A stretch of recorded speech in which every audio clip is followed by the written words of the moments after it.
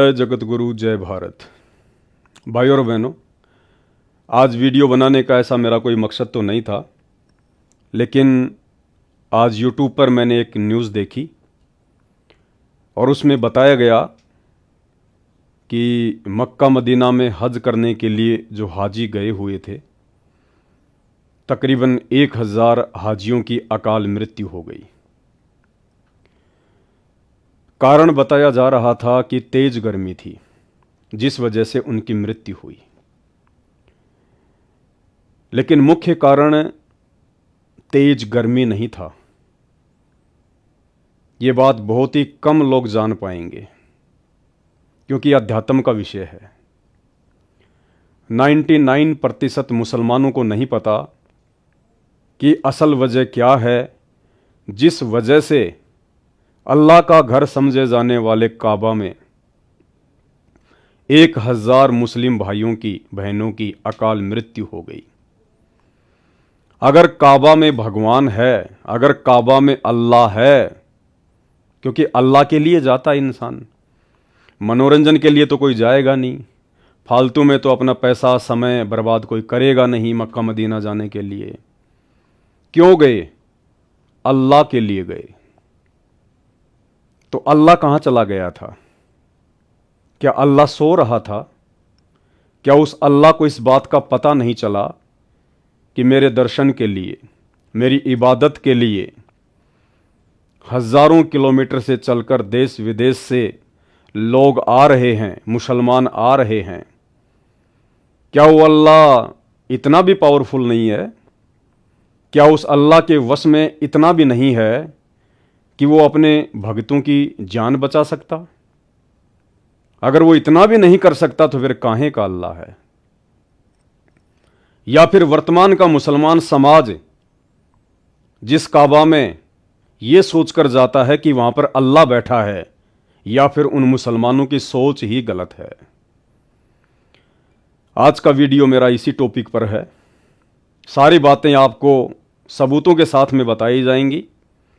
मेरा उसमें 1% भी रोल नहीं होगा। ये पुस्तक आप देख रहे हैं, जीवनी हज़रत मोहम्मद सल्लल्लाहु अलैहि वसल्लम, ये मैंने नहीं लिखी है, आप मुसलमान धर्म के मानने वालों ने लिखी है, और आप मुसलमान धर्म के मानने वालों से ही मैंने खरीदी है। जो बातें इस पुस्तक में हज़रत मोहम्मद जी के विषय में लिखी हुई है, सच्चाई, वो मैं आपके सामने पेश करने जा रहा हूं, और हकीकत आपके सामने रखूंगा कि वर्तमान का मुस्लिम समाज जो साधना इबादत कर रहा है, अल्लाह को खुश करने की जानकर,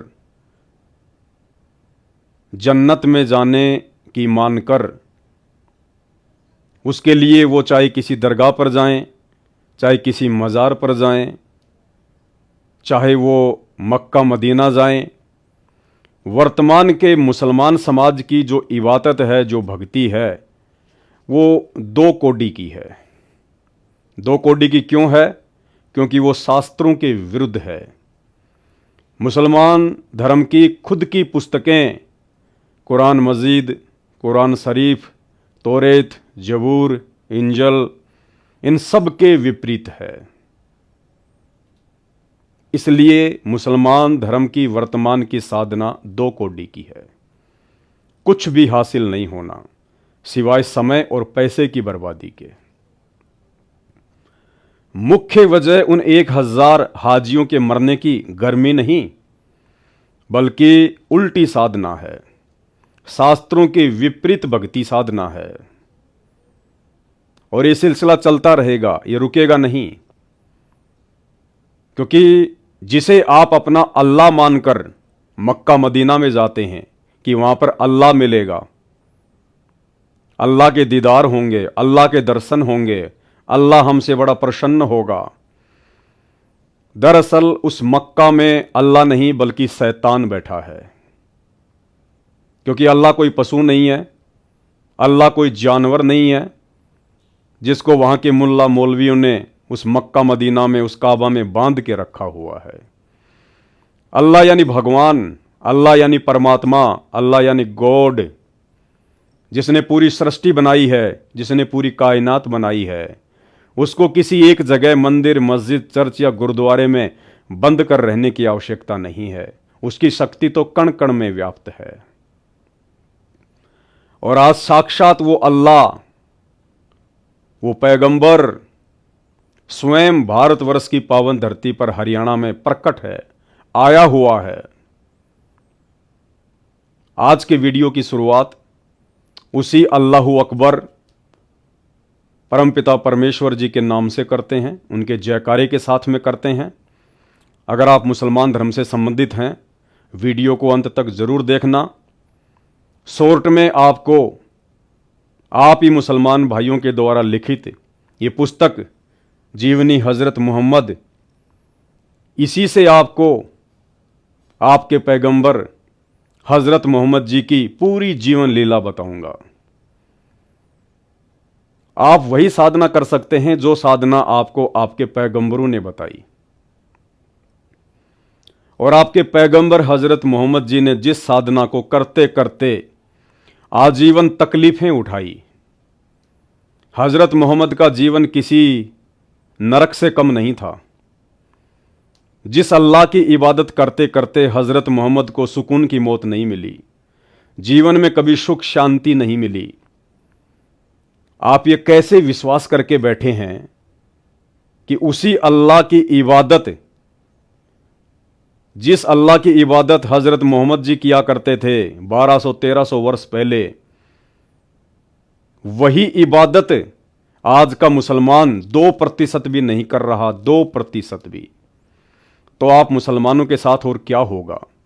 वही होना था जो मक्का मदीना में 1000 हाजियों के साथ में हुआ था। मेरा मकसद कोई आपके दिल को ठेस पहुंचाने का नहीं है, लेकिन सच्चाई बताने का है। और सच्चाई थोड़ी सी कड़वी जरूर होती है, ठेस जरूर लगती है, लेकिन अगर समझने का प्रयास करेंगे तो बहुत कुछ हासिल भी होगा आपको। तो सबसे पहले उस अल्लाहु अकबर का जयकारा लगाते हैं, उसके बाद आज के वीडियो की शुरुआत करते हैं। परमपिता परमात्मा, सारी सृष्टि के रचनहार, कुल मालिक, असंख्य ब्रह्मांडों के स्वामी, तीनों लोकों में प्रवेश करके सबका भरण पोषण करने वाले राजाधिराज, आत्माधार, नाथों के नाथ, देवों के देव महादेव, सर्वेश्वर महेश्वर, मृत्युंजय, अजरो अमर, आदि अनादि, सनातनी प्रभु, जगत पिता जगदीश्वर, श्री श्री 1008 की उपाधि के वास्तविक अधिकारी, अकाल मूर्त सौद स्वरूपी राम वासुदेव, सर्वगतम ब्रह्म, परम पूज्य, प्रथम पूज्य, परम संत, परम पुरुष, परम धनी, परम दयालु, सत्य कबीर, हक्का कबीर, अल्लाहु कबीर, अल्लाहु अकबर, बाखबर, अल्लाह ताला, जगत के तारणहार, जगत के मुक्तिदाता, जगत के जगन्नाथ, हारे के सहारे, हिंदुओं के राम, मुसलमानों के अल्लाह, सिखों के वाहिगुरु, ईसाइयों के मसीह, दया के सागर दयानिधि, करुणा के सागर करुणानिधि, स्वयंभू परिभू, संकट मोचन, कष्ट हरण, मंगल करण, दुख भंजन,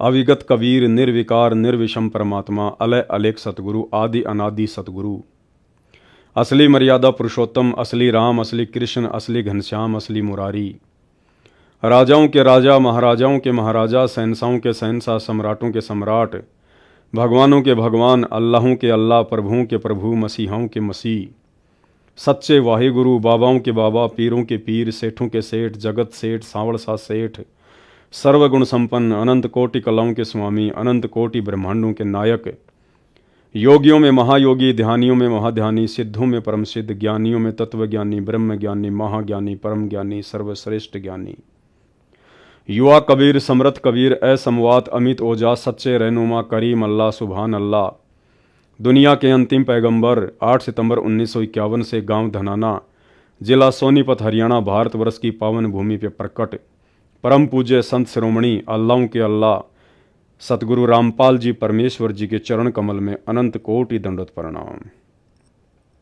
आप सभी मुसलमान भाइयों को अल्लाहु अकबर सतगुरु रामपाल जी परमेश्वर सद्बुद्धि बख्शे कि जो चीज़ आज मैं आपको दिखाने जा रहा हूँ, मेरे पूज्य गुरुदेव भगवान सतगुरु रामपाल जी के आशीर्वाद से आप उस चीज़ को समझ सकें। और समझना केवल इतना ही है कि ये जितने भी धर्म बने हुए हैं, हिंदू, मुस्लिम, सिख, ईसाई, जैनी, बौद्ध, यहूदी, फारसी, मंगोली, दुनिया भर के, ये ना तो मुसलमानों के अल्लाह ने बनाए हैं, ना हिंदुओं के भगवान ने बनाए हैं, ना किसी और ने बनाए हैं। ये जितने भी मनमुखी धर्म हैं, ये धर्म के ठेकेदारों ने बनाए हैं। उन धर्म के ठेकेदारों ने जिनको अपने धर्म की पुस्तकें समझ में नहीं आई। हिंदू धर्मगुरुओं को वेद और गीता समझ में नहीं आई, मुस्लिम धर्म के मुल्ला, मौलवी और काजियों को कुरान शरीफ, तौरेत, जबूर, इंजिल और कुरान मजीद समझ में नहीं आई। अपना मनमुखी फरमान समाज पे थोप दिया, पूरे समाज को जहन्नुम की आग में झोंक दिया। सब के सब शास्त्रों के विरुद्ध भक्ति साधना कर रहे हैं, और जैसा भी उनके भाग्य में, उनके प्रारब्ध में लिखा हुआ है, वैसा ही वो भोग रहे हैं। अन्यथा अल्लाह की शरण में आने के बाद, या अल्लाह का कोई पैगंबर हो, पूर्ण पैगंबर, उसकी शरण में आने के बाद यदि आप उसकी नियम और मर्यादाओं में रहकर उसकी इबादत करते हैं, भक्ति साधना करते हैं, तो अल्लाह तो इतना समर्थ है, वो अपने साधक की मृत्यु को भी टाल सकता है।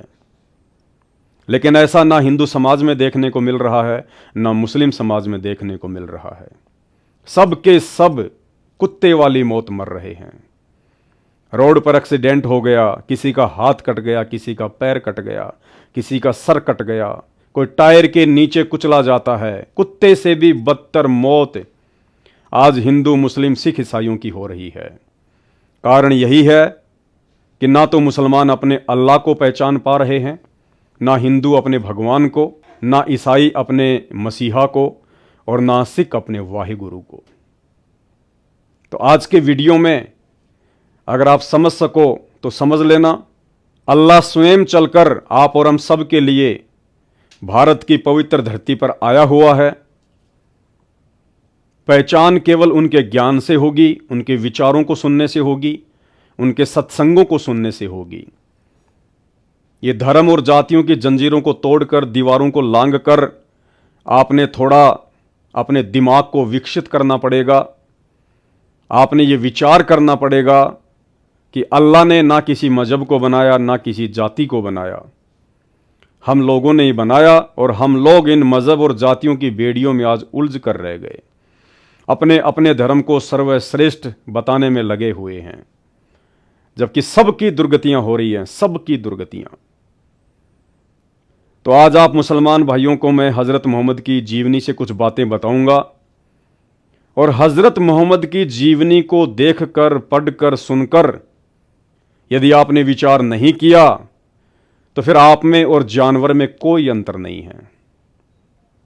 परमात्मा कहते हैं, भक्ति बिना नर और खर, खर मानी गधा और भक्ति मानी ज्ञान, भक्ति बिना नर और खर एक है, जिन हरि पद नहीं जाना, पूर्ण ब्रह्म की परख नहीं रे, पूज मरे पाषाणा।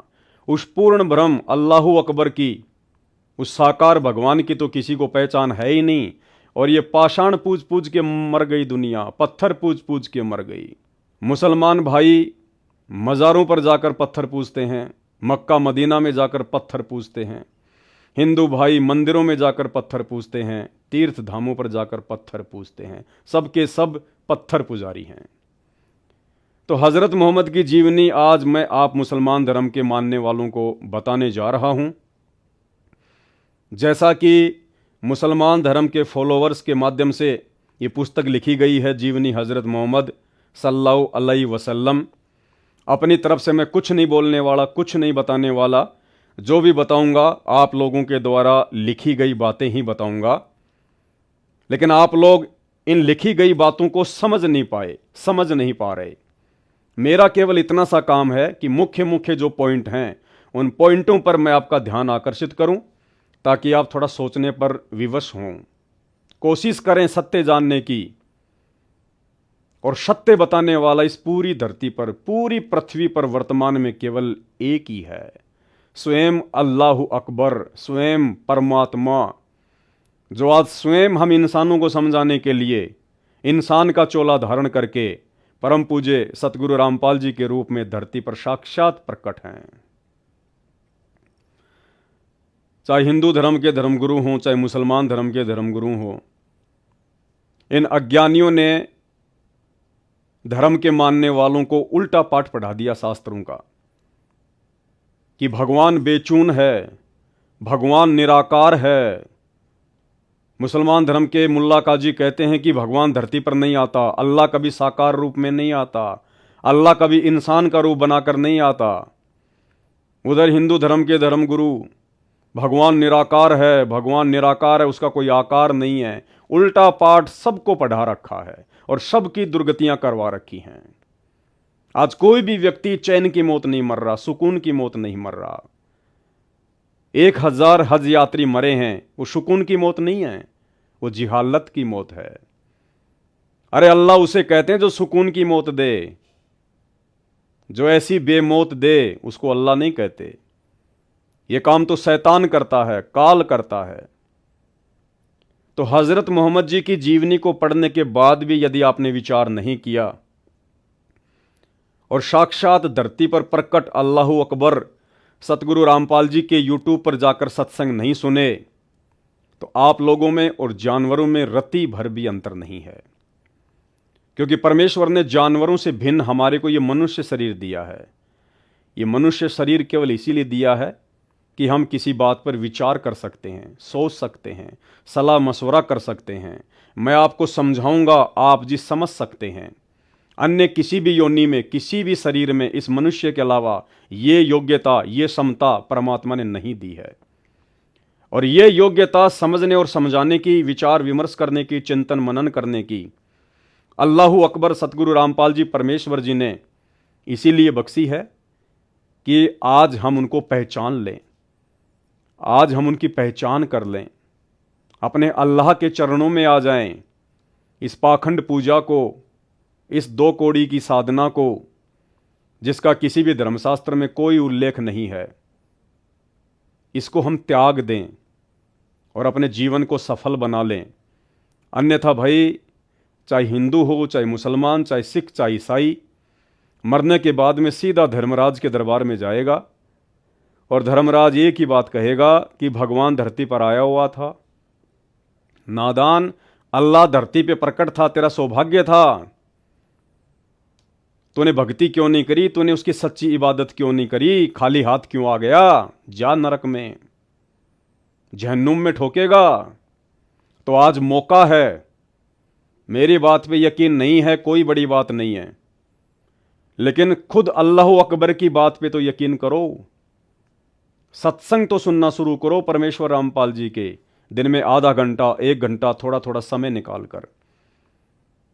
तो हजरत मोहम्मद जी की जीवनी से आज आपको वो सच्चाई बताएंगे जिस सच्चाई से 99% मुसलमान समाज अनजान है। आप मुसलमान धर्म के फॉलोवर ने बहुत दफा ये पुस्तक पढ़ी होगी, ऐसी बात नहीं है, क्योंकि अपने अपने पैगंबरों की पुस्तकें कौन नहीं पढ़ना चाहता होगा, आपने जरूर पढ़ी होंगी। लेकिन इन पुस्तकों में जो सच्चाई है, जो वास्तविकता है, ये उस समय तक समझ में नहीं आ सकती जब तक आप किसी वक्त गुरु की शरण में ना हो।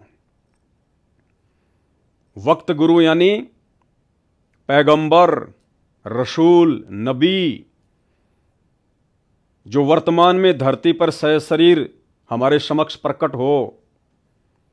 जब तक हम उसकी शरण में ना हो, तब तक हमारे को किसी भी धर्म की कोई भी पुस्तक समझ में नहीं आ सकती।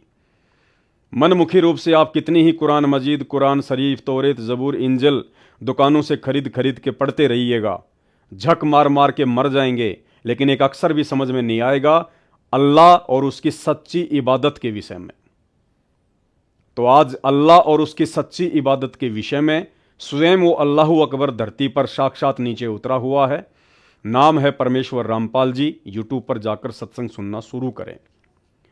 तो हज़रत मोहम्मद की ये जीवनी, ये पुस्तक जीवनी हज़रत मोहम्मद सल्लल्लाहु अलैहि वसल्लम, और इसमें क्या लिखा हुआ है?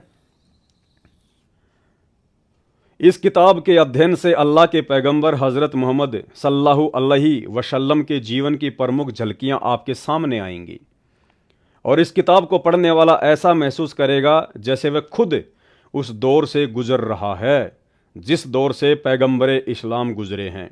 नसीम गाजी फलाही।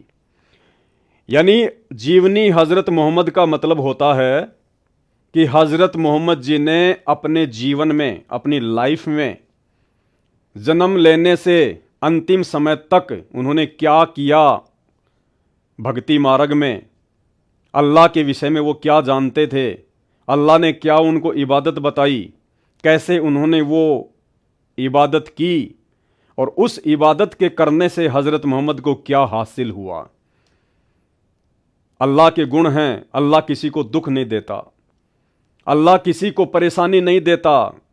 अल्लाह तो उसे कहते हैं जो संकट मोचन होता है, जो संकटों को हर लेता है।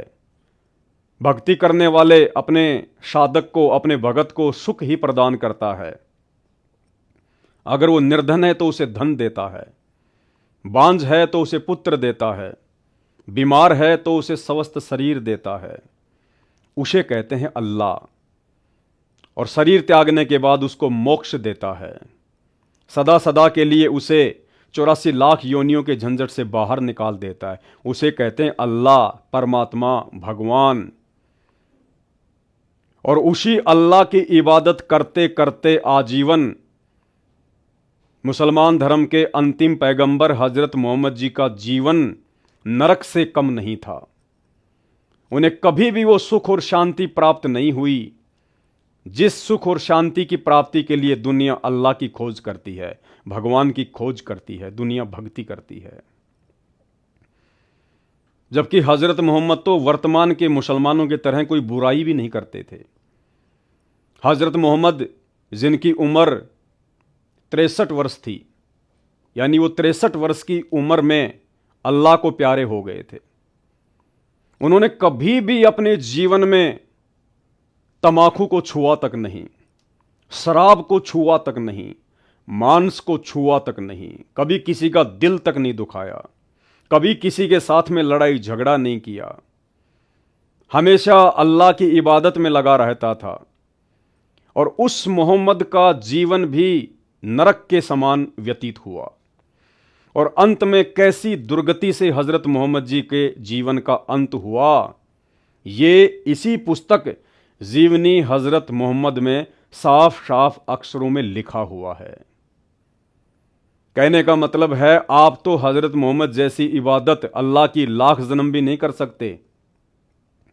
और जो प्योर इबादत, जो पवित्र साधना आज से 1200-1300 वर्ष पहले हजरत मोहम्मद जी किया करते थे, आज आप मुसलमान उस इबादत का 1% भी सही तरीके से नहीं कर सकते।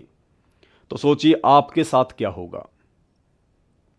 और उसके बाद परम पूज्य सतगुरु रामपाल जी परमेश्वर जी के सत्संग सुनना शुरू करें। यूट्यूब पर जाकर सर्च करें सत्संग संत रामपाल जी भगवान। एक सृष्टि रचना नाम का चैप्टर है, उसको जरूर देखें। सृष्टि रचना संत रामपाल जी भगवान लिखें, सृष्टि रचना को पढ़ें, आपको वास्तविकता समझ में आएगी अपने धर्म की, अपने धर्म की पुस्तकों की। इसके अलावा आप जी संत रामपाल जी और डॉक्टर जाकिर नाइक की डिबेट भी यूट्यूब पर जाकर सर्च कर सकते हैं। डिबेट वर्सेज संत Rampal G versus doctor Zakir Naik. सारी सच्चाई आपकी आंखों के सामने आ जाएगी। संत रामपाल जी धरती पर स्वयं सनातनी परमात्मा है, अल्लाहू अकबर हैं। और ये वो ज्ञान देने के लिए आए हैं, और वो ज्ञान वर्तमान में वो दे रहे हैं सन 1994 से, जो ज्ञान ना ही तो मुसलमानों की चारों पुस्तकों में है और ना ही चारों वेदों में है। तो चलिए अब आपको इस पुस्तक में दिखाते हैं कि ये जो काबा है, मक्का और मदीना है, जहां पर प्रतिवर्ष मुसलमान भाई हज करने के लिए जाते हैं, इसकी सच्चाई क्या है, वास्तविकता क्या है, वहां जाने से कोई फायदा है भी या नहीं। आप खुद मुसलमानों की पुस्तकों में लिखा हुआ है, आप खुद अपनी आंखों से पढ़िएगा कि जो काबा था उसकी पूजा क्यों शुरू हुई, कैसे शुरू हुई, मक्का मदीना में क्या है, कुछ है भी या खाली वैसे ही लोग टाइम पास के लिए जा रहे हैं, आप ही की पुस्तकों में लिखा हुआ है। यह देखिएगा। फिर एक बात और थी जिसकी वजह से यह अकीदा और तेजी से फैला। कौन सा अकीदा? काबा में पूजा का अकीदा। काबा में जो पूजा होती है वो कैसे फैली, काबा में जो मूर्तियां हैं वो कहां से आई, अल्लाह ने ऊपर से लाके रखी या इंसानों ने खुद ही अपने हाथों से बना बना के रख दी, जैसे आजकल मंदिरों में मूर्तियां बना बना के रख देते हैं। इंसानी बनाने वाला, इंसानी उनको पूजने वाला। फिर एक बात और थी जिसकी वजह से यह अकीदा और तेजी से फैला। ज्वालामुखी पहाड़ फटते तो लावे की शक्ल में जो पत्थर निकलते, उनके बारे में धारणा थी कि ये टूटे हुए सितारे हैं। ये देखिए मूर्खता। पहाड़ों से जब ज्वालामुखी फटता था तो काबा में, मक्का मदीना में रहने वाले मुसलमान क्या सोचते थे कि ये आसमान से टूटने वाले तारे हैं, सितारे हैं, अल्लाह की तरफ से आ रहे हैं। मूर्खता। जो आकाश से धरती पर आ गए हैं, यहीं से वे पत्थर पवित्र समझे जाने लगे, क्योंकि कुछ जातियों के दिल में तारों की महिमा रच बस गई थी, इसलिए कि उनमें जगत सृष्टा की कुदरत का जलवा था, उनकी शक्ति और महानता की छाया थी। इसलिए जिन पत्थरों के बारे में उन्हें विश्वास होता कि ये सितारों से टूटे हैं, उनको बहुत बरकत वाला समझते और बड़ी इज्जत करते।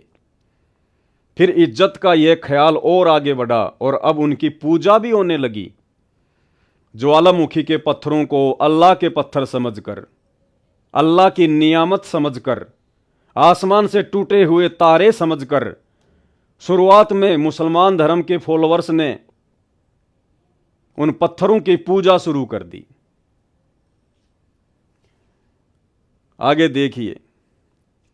फिर एक कदम और आगे बढ़े। अब वे पत्थरों को खुद काटते छांटते अपनी पसंद की मूर्तियां बनाते, यानी पाखंड शुरू कर दिया। फिर लोगों ने पहले तो खाली ज्वालामुखी के जो पत्थर थे अच्छे अच्छे, उन्हीं को लाकर पूजते थे।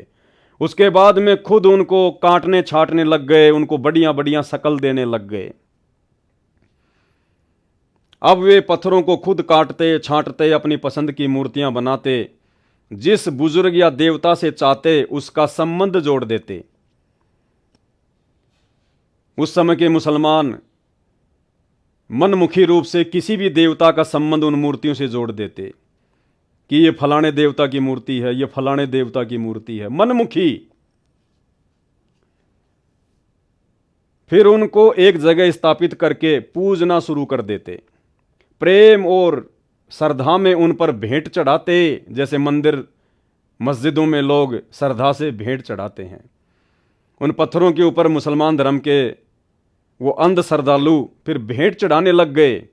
कोई पैसा चढ़ाता, कोई सोना चांदी चढ़ाता, कोई खाना चढ़ाता। उनके नाम पर मन्नतें मांगते, उनके नाम पर मन्नतें मांगते। खुद ही पत्थर उठा उठा के लाते, खुद ही उनको काटते छांटते, खुद ही उनको भगवान बना के, अल्लाह बना के, देवता बना के उनको काबा में रखते, अपने घरों पर रखते। फिर उनसे मन्नतें मांगते कि मुझे बेटा देना, मेरा ये काम ठीक हो जाए। खुद ही उनसे मन्नतें मांगते, खुद ही भगवान बनाते, खुद ही अल्लाह बनाते और खुद ही अल्लाह से फिर मन्नतें मांगते। यानी आपको यह समझाने का प्रयास कर रहा हूं कि मक्का मदीना और काबा में कोई अल्लाह नहीं है, कोई खुदा नहीं है। जैसे मंदिरों में कोई भगवान नहीं है, मस्जिद में कोई अल्लाह नहीं है। मनमुखी काम है, सारे के सारे मनमुखी काम। ये मंदिर, मस्जिद, चर्च और गुरुद्वारे में जितने भी भगवान हैं, ये सब इंसान के बनाए हुए हैं। आपकी आंखों के सामने आप ही मुसलमान धर्म की पुस्तकों में लिखा हुआ है। और 1000 यात्री जो मरे हैं काबा में, मक्का मदीना में जो हज करने गए थे, वो अपनी खुद की मनमुखी घटिया साधना के चलते मरे हैं। अल्लाह ने कभी नहीं कहा तुम्हें कि काबा में आओ, मक्का में आओ, मदीना में आओ। मनमुखी अगर ये किताबें पढ़ लेते अपने धर्म की, इनको समझ लेते, तो वहां जाने की आवश्यकता ही नहीं पड़ती, और वहां नहीं जाते तो ऐसी दुर्गति से मौत नहीं होती। तो खुद मनमुखी साधना कर रहे हो, खुद ही अपनी मौत को न्योता दे रहे हो। उनका ख्याल था कि इस तरह वे देवता अल्लाह के यहां सिफारिश करेंगे। उस समय के मुसलमान क्या सोचते थे, जो मूर्तियां वो बनाया करते थे, वो सोचते थे कि हम इस प्रकार से मूर्ति बनाएंगे, उन पे भेंट चढ़ाएंगे, मन्नतें मांगेंगे, तो ये मूर्तियां अल्लाह के पास जाके हमारी सिफारिश करेंगी। मूर्तियों को उन्होंने अपना एजेंट बना लिया, माध्यम बना लिया उन मूर्तियों को। बिगड़े हुए काम भी बना देंगे और आखिरत में मुक्ति और नजात के साधन भी सिद्ध होंगे, कि मरने के बाद हमारी मुक्ति भी होगी और जीते जी हमारे को लाभ मिलेंगे, फायदा मिलेगा अगर हम इन मूर्तियों को पूजेंगे तो। अब आगे चल के पता चलेगा कि हजरत मोहम्मद के जीवन में क्या क्या घटनाएं घटित हुई। जब इन मूर्तियों को, इस मक्का मदीना और काबा ने हजरत मोहम्मद को आजीवन सिवाय नारकीय जीवन की और कुछ नहीं दिया, आप लोगों को क्या मिलेगा? अब देखिएगा भाई और बहनों, ये साफ साफ लिखा हुआ है जीवनी हजरत मोहम्मद इस पुस्तक में। जिस मक्का में आप मुसलमान भाई हज करने के लिए जाते हो, उसकी सच्चाई क्या है? वहां पे अल्लाह बैठा है या इंसान के द्वारा बनाई गई मनमुखी मूर्तियां? मक्का में सबसे पहले जो मूर्ति लाई गई और फिर काबा के आंगन में लगाई गई, वह हुबल की मूर्ति थी। उसको लाने वाला व्यक्ति अम्र बिन लुहई था। यह कहीं सफर कर रहा था, रास्ते में एक जगह से गुजर हुआ, देखा लोग मूर्तियां पूज रहे हैं, उसको बहुत भला मालूम हुआ। उसने कहा एक मूर्ति हमें भी दे दो, हम अपने यहां ले जाएंगे। कहां ले जाएंगे? मक्का में ले जाएंगे, जहां पे आप लोग जाते हो चक्कर लगाने। ये हकीकत है। रास्ते से पड़ा हुआ एक पत्थर, लोगों ने उसकी मूर्तियां बना दी और उस मूर्ति को ये व्यक्ति अमर बिन लुहई खरीद के ले आता है और मक्का मदीना में स्थापित कर देता है, और उस मूर्ति पर देश विदेश के मुसलमान चक्कर लगाने जाते हैं। अब ये अंधश्रद्धा नहीं है तो और क्या है, अंधभक्ति नहीं है तो और क्या है, ये हकीकत आपके सामने है। तो यहां से शुरुआत हुई है मक्का में मूर्तियों की। अब आगे देखिए, हजरत मोहम्मद जी के विषय में ये उनकी जीवनी जो है अब ये शुरू हो जाती है। ये हजरत मोहम्मद की माता जी के विषय में बताया जा रहा है, उनके पिताजी के विषय में बताया जा रहा है। उनके बेटे की मां कौन होगी यह भी खुदा के यहां तय था। उनकी शादी आमीना से हुई। किसकी? हजरत मोहम्मद जी के पिताजी की, जो कुरैश की सबसे ज्यादा इज्जत वाली औरत थी और बनी जोहरा के सरदार की बेटी थी। बाप ने बेटे की ओर से शादी का पैगाम दिया। बाप कौन? हजरत मोहम्मद जी के दादाजी ने हजरत मोहम्मद जी के पिताजी की शादी का पैगाम दिया। आमीना के घर वालों ने इसे अपने लिए सौभाग्य की बात समझी, खुशी खुशी तैयार हो गए, चटपट शादी हो गई। रिवाज था कि दूल्हा शादी के बाद 3 दिन ससुराल में रहेगा। अब्दुल्ला भी 3 दिन ससुराल में रहे, यानी हजरत मोहम्मद के जो पिताजी थे उनका नाम अब्दुल्ला। अब्दुल्ला भी 3 दिन ससुराल में रहे, फिर घर चले आए, साथ में दुल्हन भी आई। शादी को अभी कुछ ही दिन हुए थे, व्यापारियों का एक काफिला शाम सीरिया जा रहा था। उसके साथ अब्दुल्ला भी हो लिए, यानी हजरत मोहम्मद जी के जो पिताजी थे वो भी व्यापार के लिए उस काफिले के साथ में हो लिए। उनके साथ अब्दुल्ला भी हो लिए। वापसी में मदीना से गुजरे, यहां उनके बाप का ननिहाल था, थके तो थे ही, दम लेने के लिए ठहर गए। इत्तिफाक से बीमार पड़ गए। हजरत मोहम्मद जी के पिताजी बीमार पड़ गए। साथियों ने उन्हें वहीं छोड़ दिया और मक्का को चल दिए। वहां पहुंचकर बाप को बीमारी की खबर दी। अब्दुल मुतल्लिब ने बीमारी का हाल सुना तो फौरन अपने बड़े बेटे हारिस को मक्का मदीना दौड़ाया कि वहां जाकर भाई की खिदमत करे और जब अच्छे हो जाएं तो साथ लेकर आ जाएं।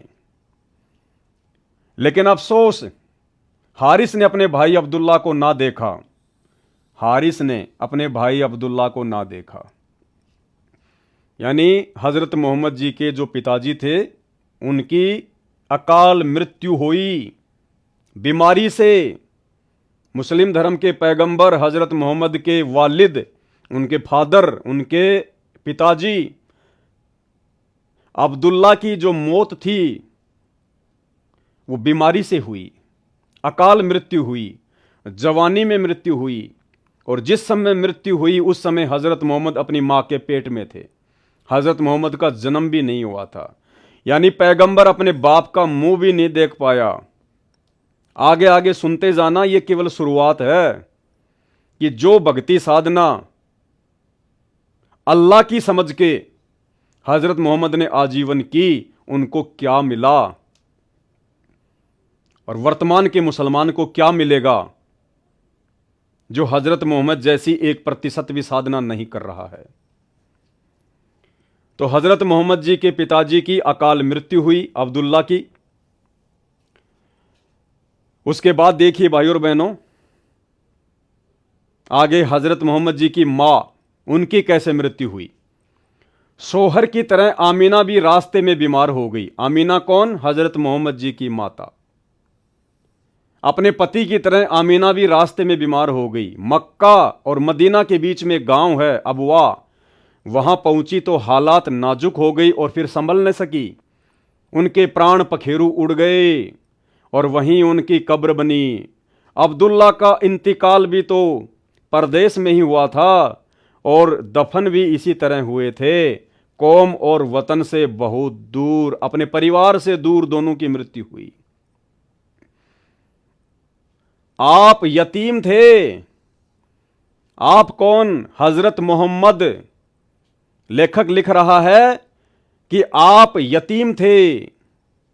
जन्म लेने से पहले हजरत मोहम्मद जी के पिताजी का इंतकाल हो गया और जन्म लेने के बाद उनकी माताजी का इंतकाल हो गया। यानी बचपन से ही हजरत मोहम्मद जी को, मुसलमान धर्म के पैगंबर को, यतीमी का जीवन जीना पड़ा। यतीमी का जीवन आप समझने का प्रयास करना। जब हजरत मोहम्मद के साथ ऐसा हुआ तो आपके साथ क्या होगा, क्या मिलेगा आपको वर्तमान में? आप जो भक्ति साधना जो कर रहे हैं उससे केवल वर्तमान में वो सच्ची साधना अल्लाहू अकबर की, स्वयं वो अल्लाहू अकबर संत रामपाल जी स्वयं धरती पर लेके आए हुए हैं।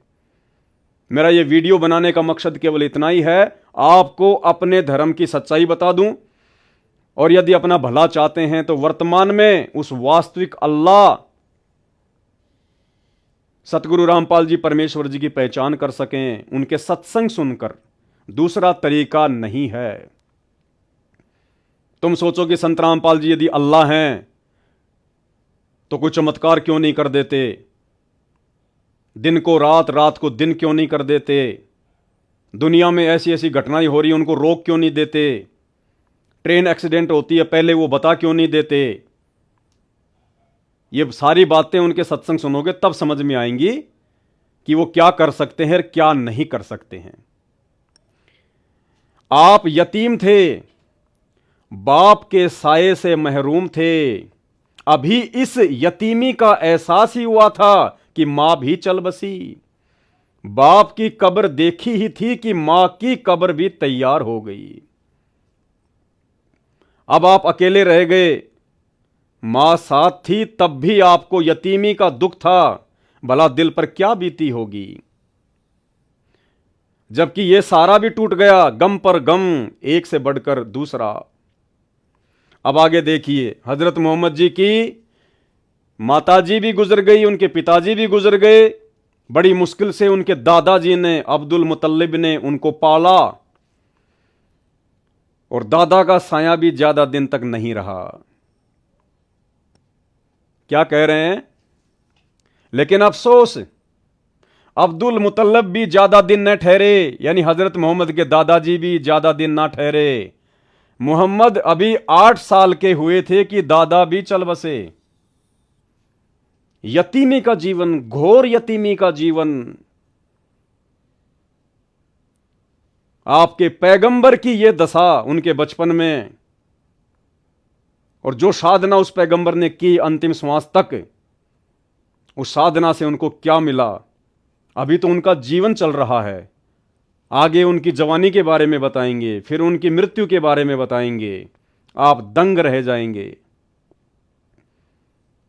कि जिस अल्लाह की इबादत करते करते हजरत मोहम्मद के साथ ऐसा हुआ, तो वर्तमान के मुसलमानों के साथ तो क्या नहीं होगा। मौका है, स्वयं अल्लाह अकबर धरती पर आया हुआ है, सत्संग सुन के विचार कर लेना। दादा भी चल बसे। दादा की मौत पर उनको बड़ा दुख हुआ, वैसा ही दुख जैसा इससे पहले मां बाप की मौत पर हुआ। आगे चलिए भाई और बहनों, इस तरह यह मुबारक काम पूरा हुआ और कुरैश की सबसे बाइज्जत औरत कुरैश के आमीन के घर आ गई। उस समय आपकी उम्र 25 साल 2 महीने 10 दिन की थी और बीवी खदीजा 40 साल की थी। हजरत मोहम्मद के वालिद मर गए, उनकी माताजी मर गई, बाद में उनके दादाजी ने पाला, वो भी मर गए। उसके बाद हजरत मोहम्मद जी के चाचा जी ने उनको पाला, और जब हजरत मोहम्मद जी 25 वर्ष के हुए तो हजरत मोहम्मद की शादी एक खदीजा नाम की औरत से हुई। और वो खदीजा कौन थी? वो 2 बार की पहले बेवा थी, 2 बार वो विधवा हो चुकी थी पहले, और उसकी उम्र कितनी थी? 40 साल। हजरत मोहम्मद की पहली पत्नी खदीजा की उम्र 40 साल और हजरत मोहम्मद की उम्र 25 साल। आगे चलिए भाई और बहनों, इस खदीजा से हजरत मोहम्मद जी को काफी संतानें हुई, बेटे हुए, बेटियां हुई, लेकिन वो भी ज्यादा दिन तक जिंदे ना रह सके। अल्लाह के नबी के साथ ऐसा हुआ, लेकिन अल्लाह ने कोई मदद नहीं करी, क्योंकि हजरत मोहम्मद जिसे अपना अल्लाह समझ के इबादत कर रहा था, वो अल्लाह नहीं था, वो शैतान था। शैतान, हिंदू धर्म में जिसको काल कहते हैं। और यह बात आपको उस समय समझ में आएगी जब आप यूट्यूब पर जाकर सर्च करेंगे, सृष्टि रचना संत रामपाल जी भगवान। ये काल कौन है? ये शैतान कौन है? ये क्यों अपने द्वारा भेजे गए पैगंबर और अवतारों के साथ भी ऐसा मजाक करता है? हजरत मोहम्मद को संतानें प्राप्त हुई खदीजा से, और उसके बाद क्या हुआ? लेकिन ये मुबारक घड़ियां और खुशी के दिन जल्द ही खत्म हो गए। आपके सब बेटे एक एक करके अल्लाह को प्यारे हो गए। अरे बाप की आंखों के सामने बेटे मर जाएं तो उस बाप के दिल पे क्या गुजरती होगी। और हजरत मोहम्मद के जितने भी बेटे थे, हजरत मोहम्मद जी की आंखों के सामने मर गए, युवा अवस्था में मर गए। क्या बीती होगी आपके पैगंबर के ऊपर?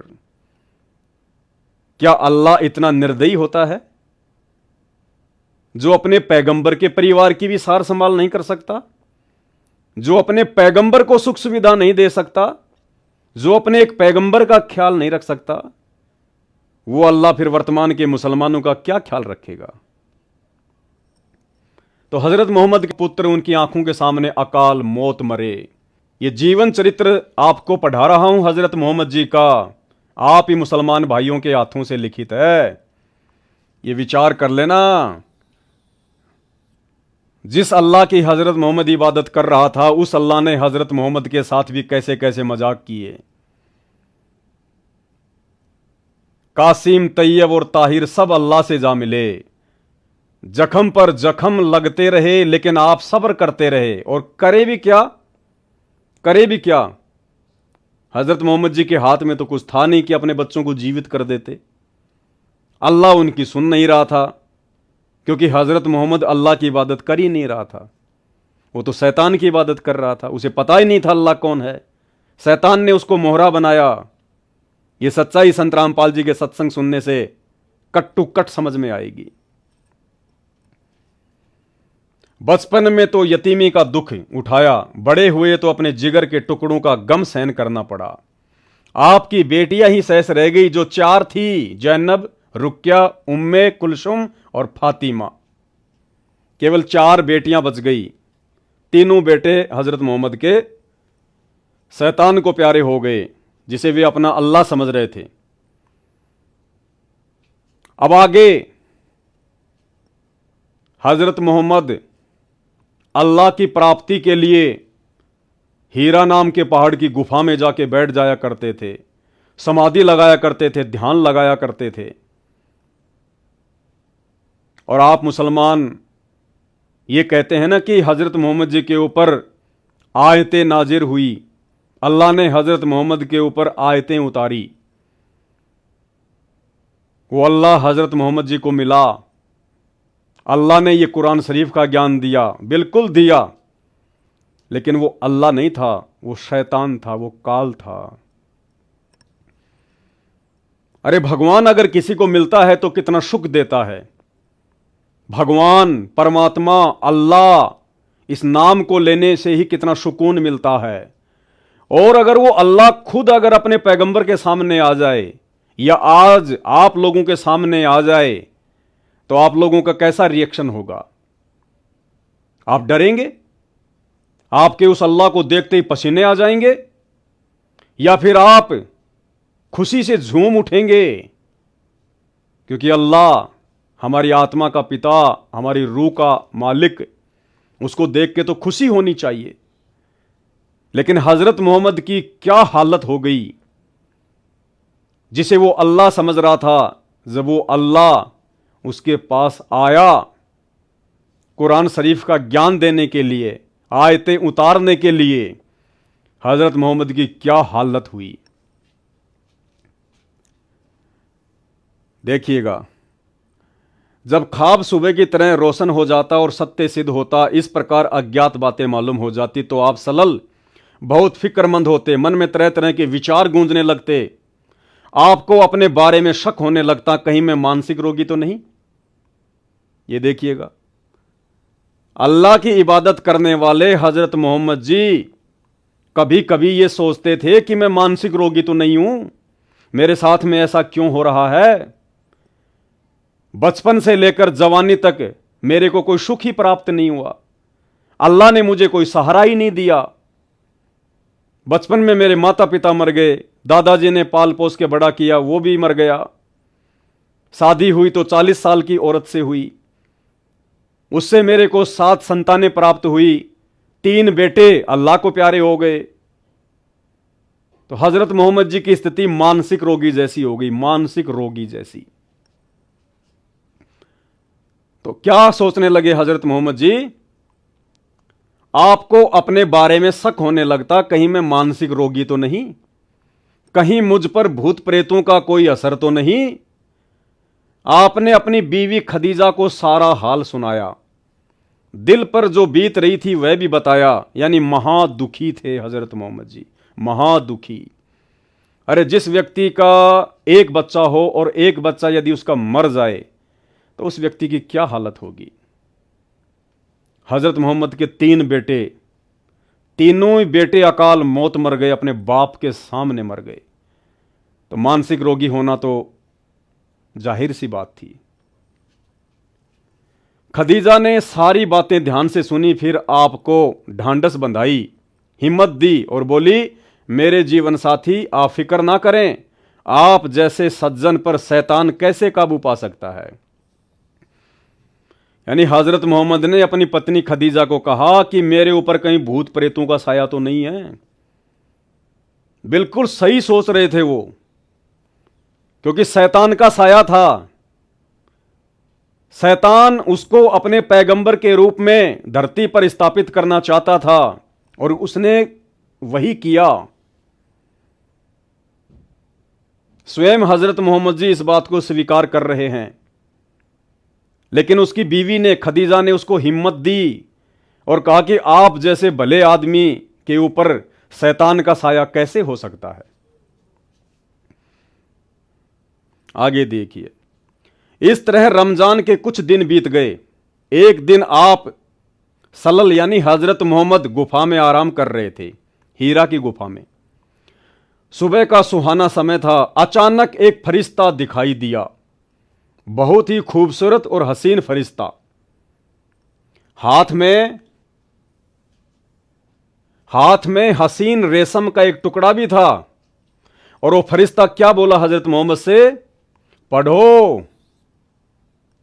अब हजरत मोहम्मद तो अनपढ़ था, उसको अक्षर ज्ञान नहीं था, लेकिन फरिश्ता बोला इसको पढ़ो। आप सल्लल्लाहु यानी हजरत मोहम्मद घबरा गए। फरिश्ता यानी देवता, मुसलमान धर्म में फरिश्ता बोलते हैं, हिंदू देवता बोल देते हैं। और ये वही फरिश्ता है जिसने हजरत मोहम्मद के ऊपर कुरान शरीफ की आयतें नाजिर की। और उस फरिश्ते को देखकर हजरत मोहम्मद का क्या रिएक्शन है, देखिएगा आपके नबी का रिएक्शन। आप सल्लल्लाहु घबरा गए, फरमाया मुझे पढ़ना नहीं आता। अरे फरिश्ते को देखकर कोई घबराता है क्या? अल्लाह के भेजे गए दूत को देखकर कोई घबराता है क्या? लेकिन हजरत मोहम्मद जी घबरा गए। आप सल्लल्लाहु को ऐसा महसूस हुआ जैसे वह शरीर को भींच रहा है। फिर छोड़ दिया और कहा पढ़ो। उस फरिश्ते ने हजरत मोहम्मद के शरीर को दबाया और कहा इसको पढ़ो। अल्लाह ऐसा करता है क्या? अल्लाह अपने चाहने वालों के साथ ऐसा करता है? ऐसा तो शैतान करता है, जो कर रहा था। हजरत मोहम्मद ने फिर फरमाया मुझे पढ़ना नहीं आता भाई, मुझे पढ़ना नहीं आता। फिर आप हजरत मोहम्मद को महसूस हुआ जैसे वह शरीर को भींच रहा है। फिर छोड़ दिया और कहा पढ़ो। ऐसा 2-3 बार किया, दबा दबा के कह रहा पढ़ पढ़। आप सल्लल्लाहु को अंदेशा हुआ कि वह फिर शरीर को भींचेगा और इस बार और जोर से भींचेगा। डर गए हजरत मोहम्मद जी। 2-3 बार तो भींच दिया था, सोचा अब की बार ये और जोर से भींचेगा, कहीं मर ना जाऊं। जैसे उसी शैतान ने महाभारत के मैदान में जब अर्जुन ने युद्ध करने से मना कर दिया, तो वो शैतान श्री कृष्ण जी के शरीर में प्रवेश करके और उसने अपना विराट रूप दिखाया, अपना वो शैतान वाला रूप दिखाया, वो काल रूप दिखाया। और अर्जुन डर गया, भयभीत हो गया कि अगर मैंने युद्ध नहीं किया तो मैं मर जाऊंगा। और कहा कि भगवान आप अपना ये विराट रूप समेट लीजिए, मेरे से देखा नहीं जा रहा। हिंदू धर्म में उसको काल कहते हैं, मुसलमान धर्म में उसको शैतान कहते हैं, वो एक ही है। फिर आप सल्लल्लाहु को महसूस हुआ जैसे वह शरीर को भींच रहा है। फिर छोड़ दिया और कहा पढ़ो। आप सल्लल्लाहु को अंदेशा हुआ वह फिर शरीर और भींचेगा और इस बार और जोर से भींचेगा। तो हजरत मोहम्मद ने डरते हुए कहा क्या पढ़ूं, क्या पढ़ना है? बोला पढ़ो अपने रब के नाम से जिसने पैदा किया इंसान को खून की फुटकी से। पढ़ो तुम्हारा मेहरबान रब ही है जिसने कलम से सिखाया इंसान को, वह कुछ सिखाया जो उसे मालूम न था। फरिश्ते के बताने पर आप हजरत मोहम्मद ने पढ़ा, पढ़ते ही याद हो गया, चित्त पर अंकित हो गया। यानी उस शैतान की शक्ति से, उस फरिश्ते की शक्ति से उस अनपढ़ हजरत मोहम्मद जी के दिल में, उनके अंतःकरण में जो वो पढ़ाना चाह रहा था वो अंकित हो गया। फिर फरिश्ता चला गया। आप सल्लल्लाहु यानी हजरत मोहम्मद उठ खड़े हुए और क्या हुआ? भय से दिल बैठा जा रहा था। अरे मुसलमान भाइयों विचार कर लेना, नहीं तो हजरत मोहम्मद से भी बुरी बनेगी आने वाले समय में जो भक्ति साधना तुम कर रहे हो। अल्लाह या अल्लाह का फरिश्ता अगर किसी से मिलने आएगा तो ये हालत होती है क्या इंसान की? घबरा गया, पसीना पसीना हो गया, डर के मारे बेचैन हो गया। अरे भगवान तो खुशी देता है, भगवान को देख के तो प्रसन्नता होती है, दिल झूम उठता है, दिल गार्डन गार्डन हो जाता है। और जिसे तुम अल्लाह कहते हो वो अल्लाह जब तुम्हारे हजरत मोहम्मद को मिला तो तुम्हारे पैगंबर का ये हाल हो उठा, तो तुम्हारा क्या होगा अगर आ गया तो? भय यानी डर से दिल बैठा जा रहा था, घबराहट से चेहरा उतरा हुआ था। यह हालत बताई जा रही है हजरत मोहम्मद की। आप मुसलमान धर्म भाइयों की पुस्तक में लिखा हुआ है, घबराहट से चेहरा उतरा हुआ था। आप सहमी सहमी निगाहों से गुफा में हर तरफ देखने लगे कि कहीं गया या नहीं गया। सहमी सहमी नजरों से हजरत मोहम्मद देखने लगा कि यहीं है या गया, कहीं कहीं यहीं तो नहीं है। डर के मारे कि दोबारा मेरी आंखों के सामने ना आ जाए वरना मर ही जाऊंगा। आप सहमी सहमी निगाहों से गुफा में हर तरफ देखने लगे। हैरानी और घबराहट की हालत थी। दिल ही दिल में सोचने लगे, अभी मुझसे किसने बातें की हैं? कौन मुझे पढ़ाकर चला गया? पागलों जैसा रिएक्शन। अभी मुझसे किसने बातें की? कौन मुझे पढ़ा के चला गया? अरे अगर अल्लाह होता तो अल्लाह आराम से आता, प्यार से आता, प्रेम से आता कि बैठो हजरत मोहम्मद, मैं तुम्हारे लिए ऊपर से संदेशा लेके आया हूं। यह संदेशा तुम सभी मुसलमानों को बताना, सबका आत्म कल्याण होगा। आराम से उसको पढ़ाता। नहीं पढ़ना आता तो परमात्मा तो 1 सेकंड में बुद्धि दे दे, 1 सेकंड में परमात्मा अक्षर ज्ञान दे दे, 1 सेकंड में आराम से उसको ज्ञान देता, उसको समझाता, प्रेम से बातें करता, खुशी खुशी वार्तालाप होती। लेकिन यहां देखो क्या हाल हो गया हजरत मोहम्मद का। फिर तेजी से गुफा से बाहर आए, डर के मारे तेजी से गुफा से बाहर आए। अब आप हजरत मोहम्मद पहाड़ की घाटियों से गुजरने लगे। पूरा शरीर थर थर कांप रहा था। यह हालत होती है क्या जब अल्लाह मिलता है? तो फिर भाई क्यों तुम ये भक्ति कर रहे हो? मुसलमान भाइयों, क्यों तुम ये इबादत कर रहे हो? आज जो भी मुसलमान भाई इबादत कर रहा है, भक्ति कर रहा है, मक्का मदीना मज़ारों पे, दरगाहों पे जहां भी जा रहा है, अरे यही तो सोच के जा रहा है कि मरने के बाद मैं अल्लाह के पास जाऊंगा, मुझे अल्लाह मिलेगा। तो क्या करोगे आप उस अल्लाह से मिलके, जिस अल्लाह के मिलने के बाद आपके नबी की यह हालत हो गई, पसीना पसीना हो गया, थर थर कांपने लगा? तो ऐसे अल्लाह को देख के आपका कलेजा नहीं फट जाएगा क्या? जब आपके नबी का कलेजा फटने को हो गया, थर थर कांपने लगा, तो भाई आप लोग अगर उस अल्लाह को देखोगे तो आपके साथ क्या होगा? अब देखते जाना आगे आगे आप ये राम कहानी।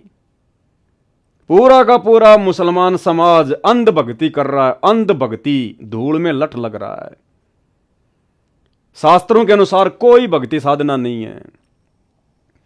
पूरा शरीर थर थर कांप रहा था। दिल में बार बार ख्याल आता कि शुरू में जो सौपन दिखाई दिए वे तो बिल्कुल सच्चे निकले। उनसे बहुत सी नई नई बातें मालूम हो गई। जिस चीज की तलाश थी वह खुलकर सामने आ गई। लेकिन वह कौन था जो अभी यहां खड़ा था? वह कौन था जो पढ़ने के लिए कह रहा था? कुछ याद ही नहीं, कुछ याद ही नहीं हजरत मोहम्मद को। कौन था, कैसे मेरे को पढ़ा रहा था, क्यों आया था, कहां गया, बैकी बैकी बातें। अचानक एक आवाज आई, मोहम्मद। आप हजरत मोहम्मद चौंक पड़े। घबरा कर सिर ऊपर उठाया, देखा तो वही फरिश्ता आदमी की सूरत में खड़ा था। वह पुकार पुकार कर कह रहा था, मोहम्मद तुम अल्लाह के रसूल हो और मैं जिब्रील हूं। कौन था वो? जिब्रील नाम का फरिश्ता, जिब्रील नाम का देवता। और क्या बोला? मोहम्मद तुम अल्लाह के रसूल हो और मैं जिब्रील हूं। आप हजरत मोहम्मद की घबराहट और बढ़ी। ये लो जी, आदमी की सूरत में वो फरिश्ता फिर से आ गया और हजरत मोहम्मद से क्या कह रहा है? कि मोहम्मद तुम अल्लाह के रसूल हो और मैं जिब्रील हूं। ये तो अच्छी बात थी। अरे कोई व्यक्ति आपके सामने अचानक से प्रकट हो जाए और आपको कहे कि आप अल्लाह के रसूल हो, आप अल्लाह के नबी हो, तो आपको घबराहट होगी या आपको खुशी होगी कि अल्लाह ने मुझे मीडिएटर बनाया है, अल्लाह ने मुझे रसूल बनाया है। रसूलों को पूरी दुनिया पूजती है, पूरा मुसलमान पूजता है, अल्लाह ने मुझे रसूल बनाया है। आप खुश होंगे या फिर थर थर कांपेंगे? तो जिब्रील ने कहा कि मोहम्मद तुम अल्लाह के रसूल हो और मैं जिब्रील हूं। और यह सुनकर हजरत मोहम्मद की हालत क्या हो गई? आप सलल की घबराहट और बढ़ गई, और ज्यादा भयभीत हो गया ये सुन के, क्योंकि हजरत मोहम्मद को एहसास हो गया था कि कोई अल्लाह वल्लाह का रसूल नहीं, ये कोई और ही बला है जो मुझे परेशान कर रही है। डर के मारे रोंगटे खड़े हो गए। देखो भाइयों, आप ही मुसलमान भाइयों ने लिख रखा, मैं तो खाली पढ़ा रहा हूं, केवल इतना सा काम है, अपनी तरफ से मैं कुछ नहीं बोल रहा। डर के मारे रोंगटे खड़े हो गए ये सुनकर कि आप अल्लाह के रसूल हो। तुम जिस रसूल को यह सोचकर पूज रहे हो, मानते हो कि अल्लाह का रसूल था, अल्लाह का रसूल था, कोई उसके बारे में दो बातें बोल देता तो तुम लोग निकाल के तलवार खड़े हो जाते हो। और खुद हजरत मोहम्मद की क्या हालत हो गई जब उनको यह पता चला कि मैं अल्लाह का रसूल हूं। जब हजरत मोहम्मद को यह पता चला कि मैं अल्लाह का रसूल हूं तो वो डर गया, रोंगटे खड़े हो गए, भयभीत हो गया। आप सलल की घबराहट और बढ़ी, डर के मारे रोंगटे खड़े हो गए, भय से कदम रुक गए, कभी दाई तरफ देखते कभी बाई तरफ देखते कि यह सूरत आंखों से ओझल हो, कि यह सूरत आंखों से ओझल हो। जो व्यक्ति सामने खड़ा होकर बोल रहा ना कि तुम अल्लाह के रसूल हो, हजरत मोहम्मद क्या सोच रहा था कि यह मेरी आंखों से दूर हो जाए। क्यों भाई? अरे वो तो तेरे लिए बहुत अच्छा पैगाम लेके आया था, एक संदेश लेके आया था कि हजरत तुम अल्लाह के रसूल हो। वो तो तुझे खुशखबरी सुना रहा था, जिस खुशखबरी को सुनने के लिए आज पूरे मुसलमानों के कान तरस रहे हैं। और हजरत मोहम्मद उसी खुशी वाली बात को सुन के डर रहा है, भयभीत हो रहा है और सोच रहा है कि यह व्यक्ति मेरी आंखों से दूर हो जाए। ये देखना, तुम्हारी पुस्तकों में लिखा हुआ सच्चाई। यानी हजरत मोहम्मद को अल्लाह नहीं मिला।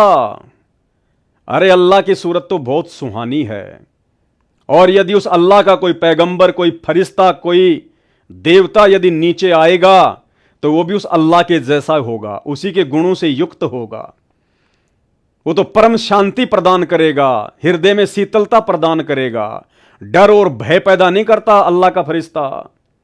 वो शैतान था जो जिब्रील के माध्यम से हजरत मोहम्मद को जबरदस्ती वो कुरान शरीफ की आयतें उसके ऊपर उतार रहा था। डर गया बेचारा हजरत मोहम्मद, लेकिन जिधर देखते वही दिखाई देता, जिधर मुंह करते वही मौजूद होता। आगे बढ़े या पीछे हटें, नजरें नीची करें या ऊपर उठाएं, हर तरफ और हर जगह वही फरिश्ता दिखाई देता। डर गया बेचारा।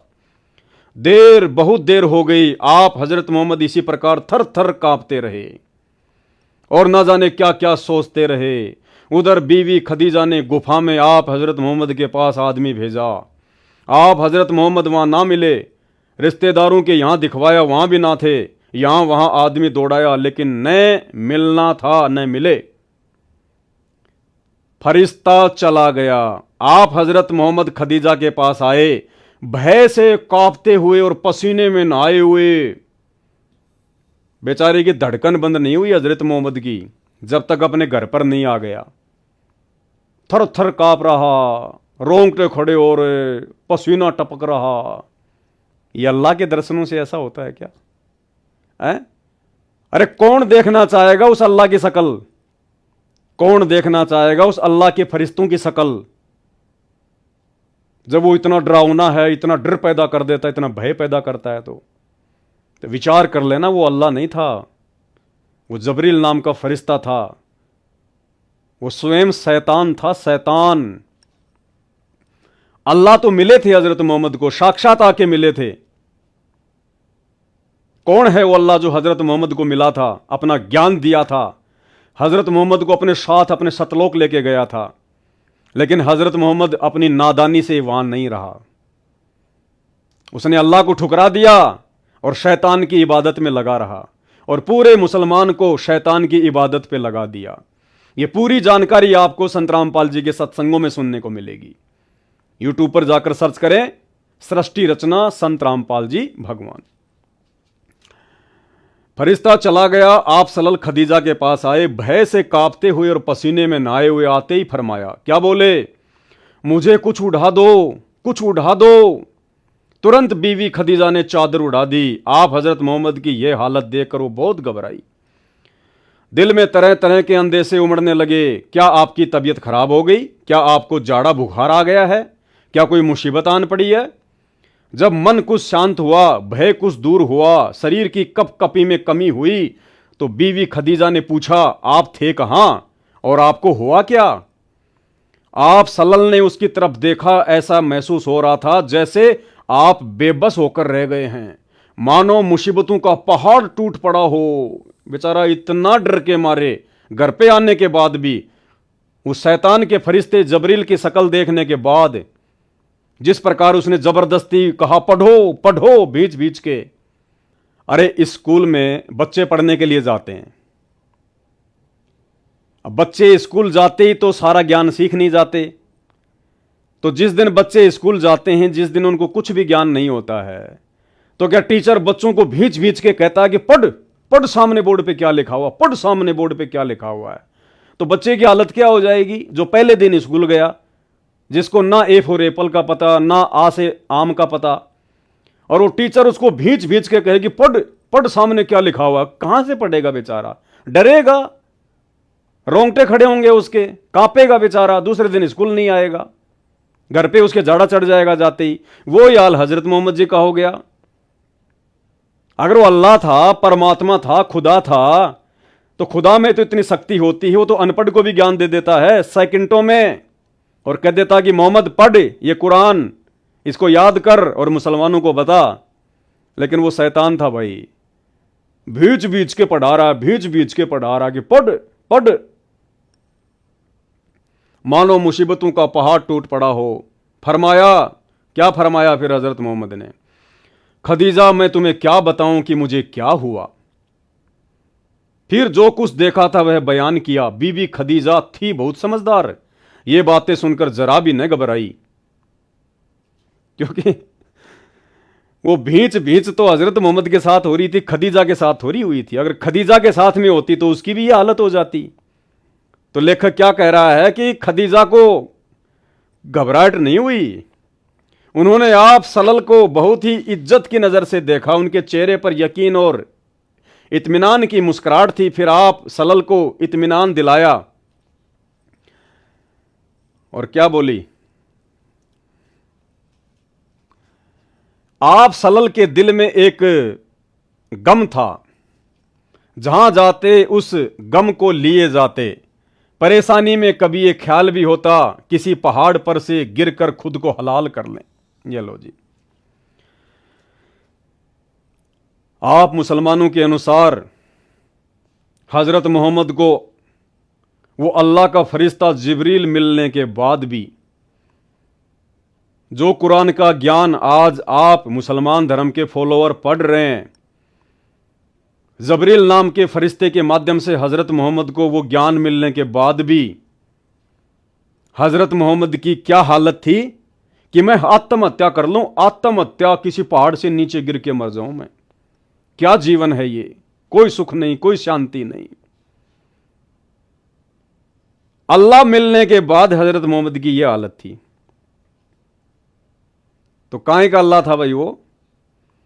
अरे अल्लाह आज मुझे मिला है, मेरे जैसे लाखों भक्तों को मिला है, संत रामपाल जी के रूप में अल्लाह मिला है। उनके सत्संग सुनकर देखो, उनकी शरण में आकर देखो, अल्लाह कितना सुकून देता है, अल्लाह कैसे कैसे बिगड़े हुए काम बनाता है, अल्लाह नीचे गिरे हुए इंसान को ऊपर उठाता है, अल्लाह अपने सीने से लगाता है। वो अल्लाह सतगुरु रामपाल जी भगवान जिसने लाखों को जीवन दान दिया है, बांझ को पुत्र दिए हैं, निर्धन को माया दी है, रोगी को स्वस्थ शरीर दिए हैं, जिन्हें सादे रोगों को पीजीआई, एम्स, अपोलो जैसी हॉस्पिटलें डिक्लाइन कर चुकी थी कि हमारे पास कोई इलाज नहीं है, मरना शेष है आपका, आज वो घोड़े की तरह दौड़ रहे हैं संत रामपाल जी से उपदेश लेने के बाद। ये है अल्लाह, ये काम करता है अल्लाह। अल्लाह बिगड़े हुए काम बनाता है। अल्लाह आत्महत्या करने की सोचने वालों को नया जीवन देता है। और यहां हजरत मोहम्मद जी को आप लोगों के अनुसार अल्लाह मिलने के बाद भी, अल्लाह का फरिश्ता मिलने के बाद भी, कुरान शरीफ का ज्ञान मिलने के बाद भी वो आत्महत्या करने की सोच रहा है, मरने की सोच रहा है। कौन सोचेगा मरने की? महादुखी इंसान, महादुखी। भाई और बहनों, आपका सौभाग्य है, आपको ये सच्चाई देखने और सुनने को मिल रही है। अगर जरा भी समझ रखते हो, जरा भी समझ, तो उस अल्लाहु अकबर सतगुरु रामपाल जी के सत्संग सुनना शुरू कर देना यूट्यूब पर।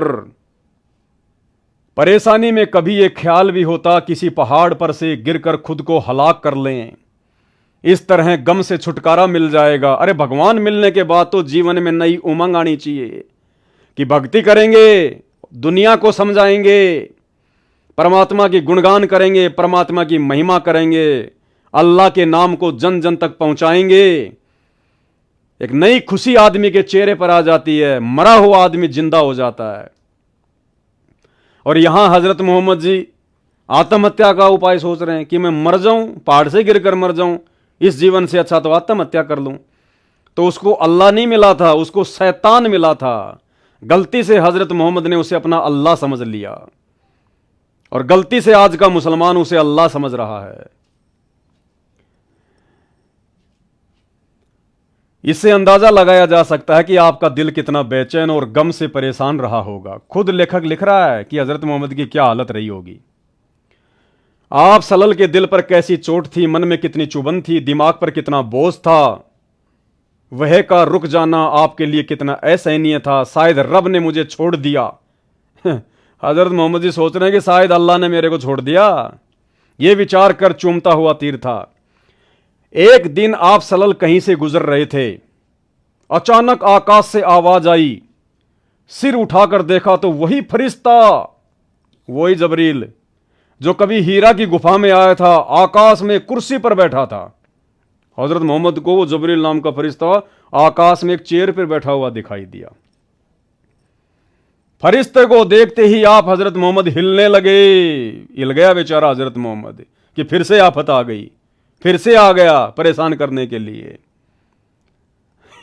हिलने लगे, कांपने लगे और लरजने लगे। पहली बार भी आपका शरीर कांप रहा था।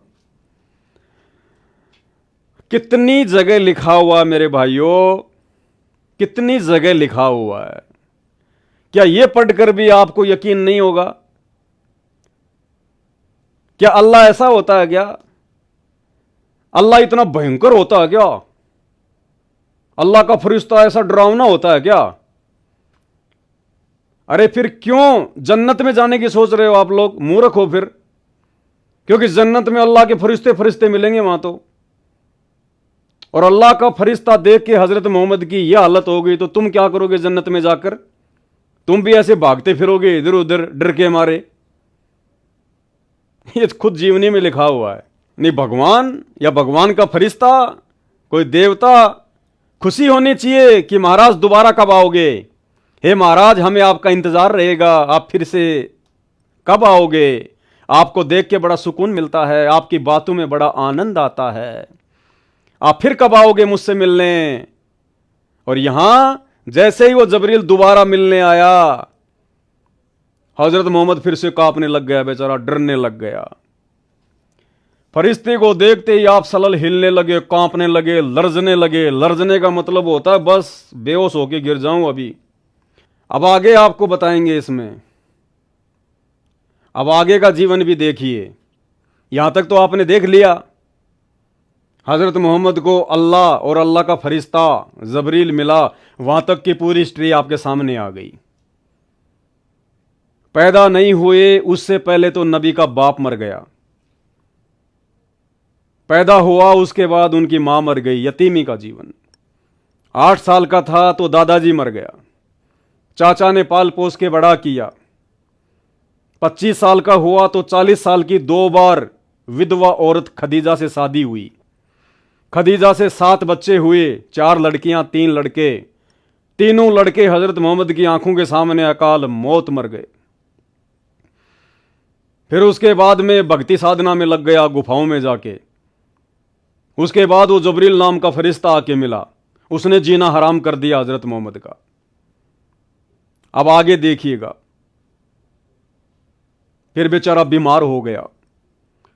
ना बचपन में सुख, ना जवानी में सुख, और अब बुढ़ापे में क्या होने जा रहा है, ध्यान से देखिएगा। यह जीवनी हजरत मोहम्मद पुस्तक, पेज नंबर 321। हिस्तुल वदा को अभी 3 महीने से ज्यादा न गुजरे थे कि प्यारे नबी हजरत मोहम्मद पर बीमारी का हमला हुआ।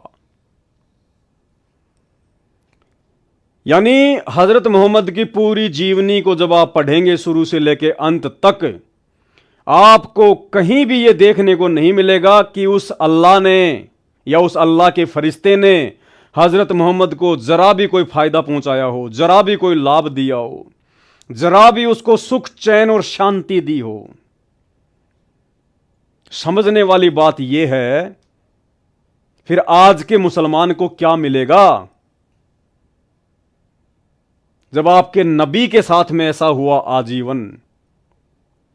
क्योंकि नबी की साधना गलत थी। नबी अल्लाह की नहीं, शैतान को अल्लाह समझ के पूज रहा था। ये सारी सच्चाई संत रामपाल जी के सत्संगों से सुनने को मिलेगी, दूसरा धरती पर कोई विकल्प नहीं है। हिस्तुल वदा को अभी 3 महीने से ज्यादा न गुजरे थे कि प्यारे नबी पर बीमारी का हमला हो गया।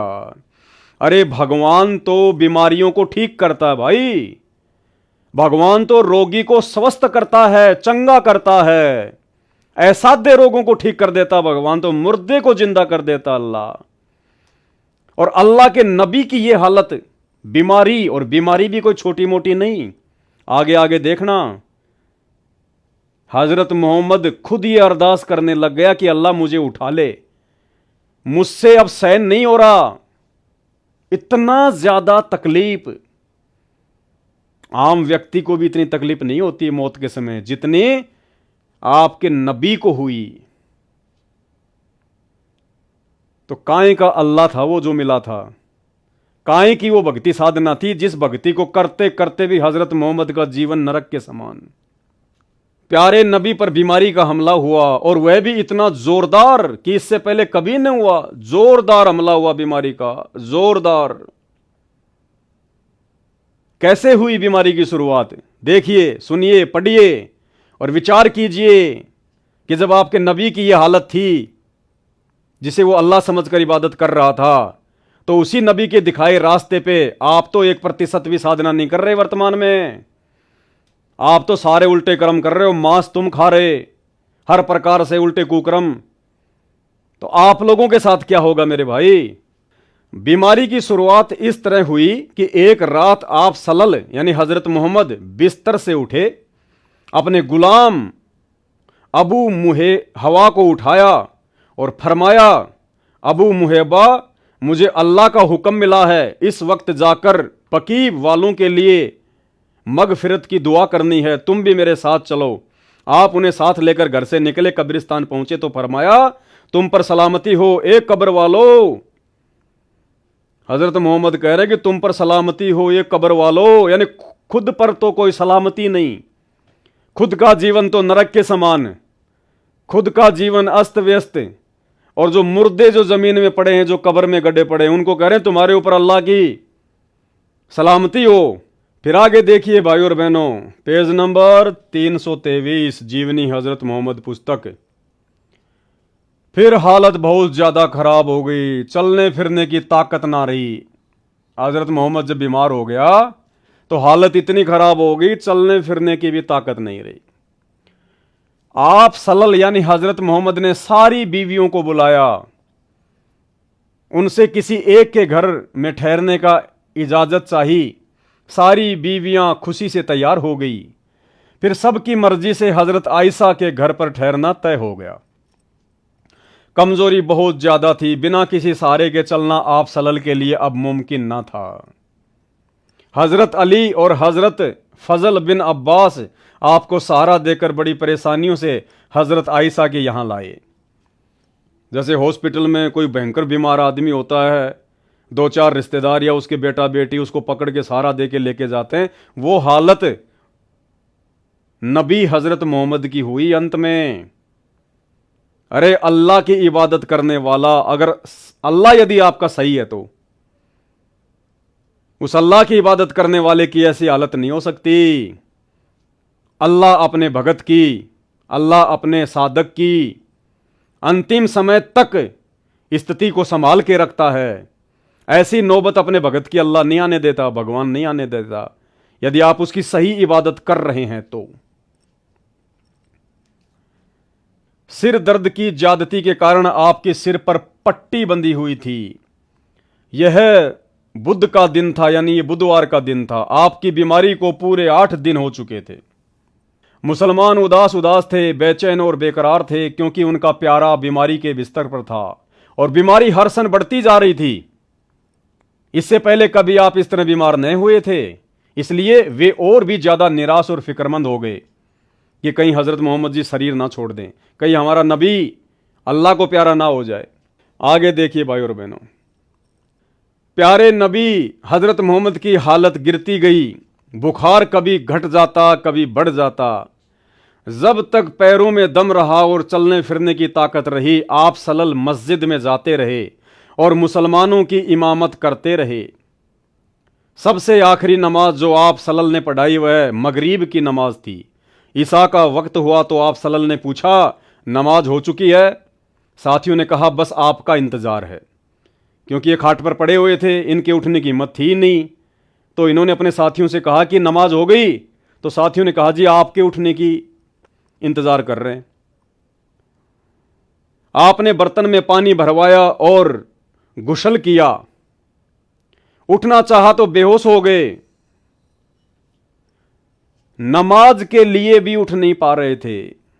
अल्लाह ने इतना भी सहारा नहीं दिया इनको अंत में, जबकि उम्र कोई ज्यादा नहीं थी इनकी कि कहीं कोई 150 साल की उम्र में जाके ये हालत हो गई हो। नहीं, ये इनकी मात्र 60 साल की उम्र की बातें हैं। 60-62 साल की, आगे आपको दिखाएंगे इसमें। अरे आज हमारे बॉलीवुड के सलमान खान हैं, उनकी उम्र हो गई 60 साल और देखो कैसे डांस करते हैं। और यहां नबी का क्या हाल हो गया, नबी के साथ में क्या हो गया? इतने बीमार हो गए, नमाज के लिए भी उठा नहीं जा रहा। नमाज के लिए भी अल्लाह ने हजरत मोहम्मद को क्या सहारा दिया और क्या उस अल्लाह की इबादत ने इनको सहारा दिया? तो आज के मुसलमानों को उसी इबादत से क्या सहारा मिलेगा मेरे भाई? अल्लाह को पहचानो। ये प्रमाण देखने के बाद भी अगर तुम्हारी आंखें नहीं खुलती हैं तो भाई आपसे बड़ा मंदबुद्धि व्यक्ति फिर कोई और नहीं हो सकता। भगवान आएगा, अल्लाह आएगा तो कोई ढोल बजा के नहीं आएगा, आडंबर पाखंड करके नहीं आएगा, सिर पे सींग लगा के नहीं आएगा। आप मुसलमान भाइयों के दिलो दिमाग में इन धर्मगुरुओं ने उल्टी पट्टी बैठा दी कि अल्लाह निराकार है, अल्लाह बेजून है, अल्लाह आता ही नहीं है, अल्लाह कभी धरती पे आता ही नहीं है। क्यों भाई? अल्लाह इतना कमजोर, इतना डरपोक है क्या जो धरती पर आने से वो डर रहा है? अगर अल्लाह ने ये धरती बनाई है, अल्लाह ने इंसान बनाए हैं, तो अपने बच्चों को संभालने के लिए अल्लाह नहीं आएगा क्या? अल्लाह की मर्जी, जब मर्जी आ जाए, वो जो मर्जी रूप बना के आ जाए। जैसे आज परम पूज्य सदगुरु रामपाल जी के रूप में आ गया अल्लाह, पहचानने वालों ने पहचान लिया, इबादत कर रहे हैं और वो सुख प्राप्त कर रहे हैं जिन सुखों की झलक हजरत मोहम्मद ने जीवन में देखी तक नहीं, देखी तक नहीं। संत रामपाल जी के भक्तों के इंटरव्यू सुन के देखना, लिखना यूट्यूब पर जाकर Sant Rampal ji follower interview on Sadhna TV channel, तुम्हारी आंखें फटी की फटी रह जाएंगी।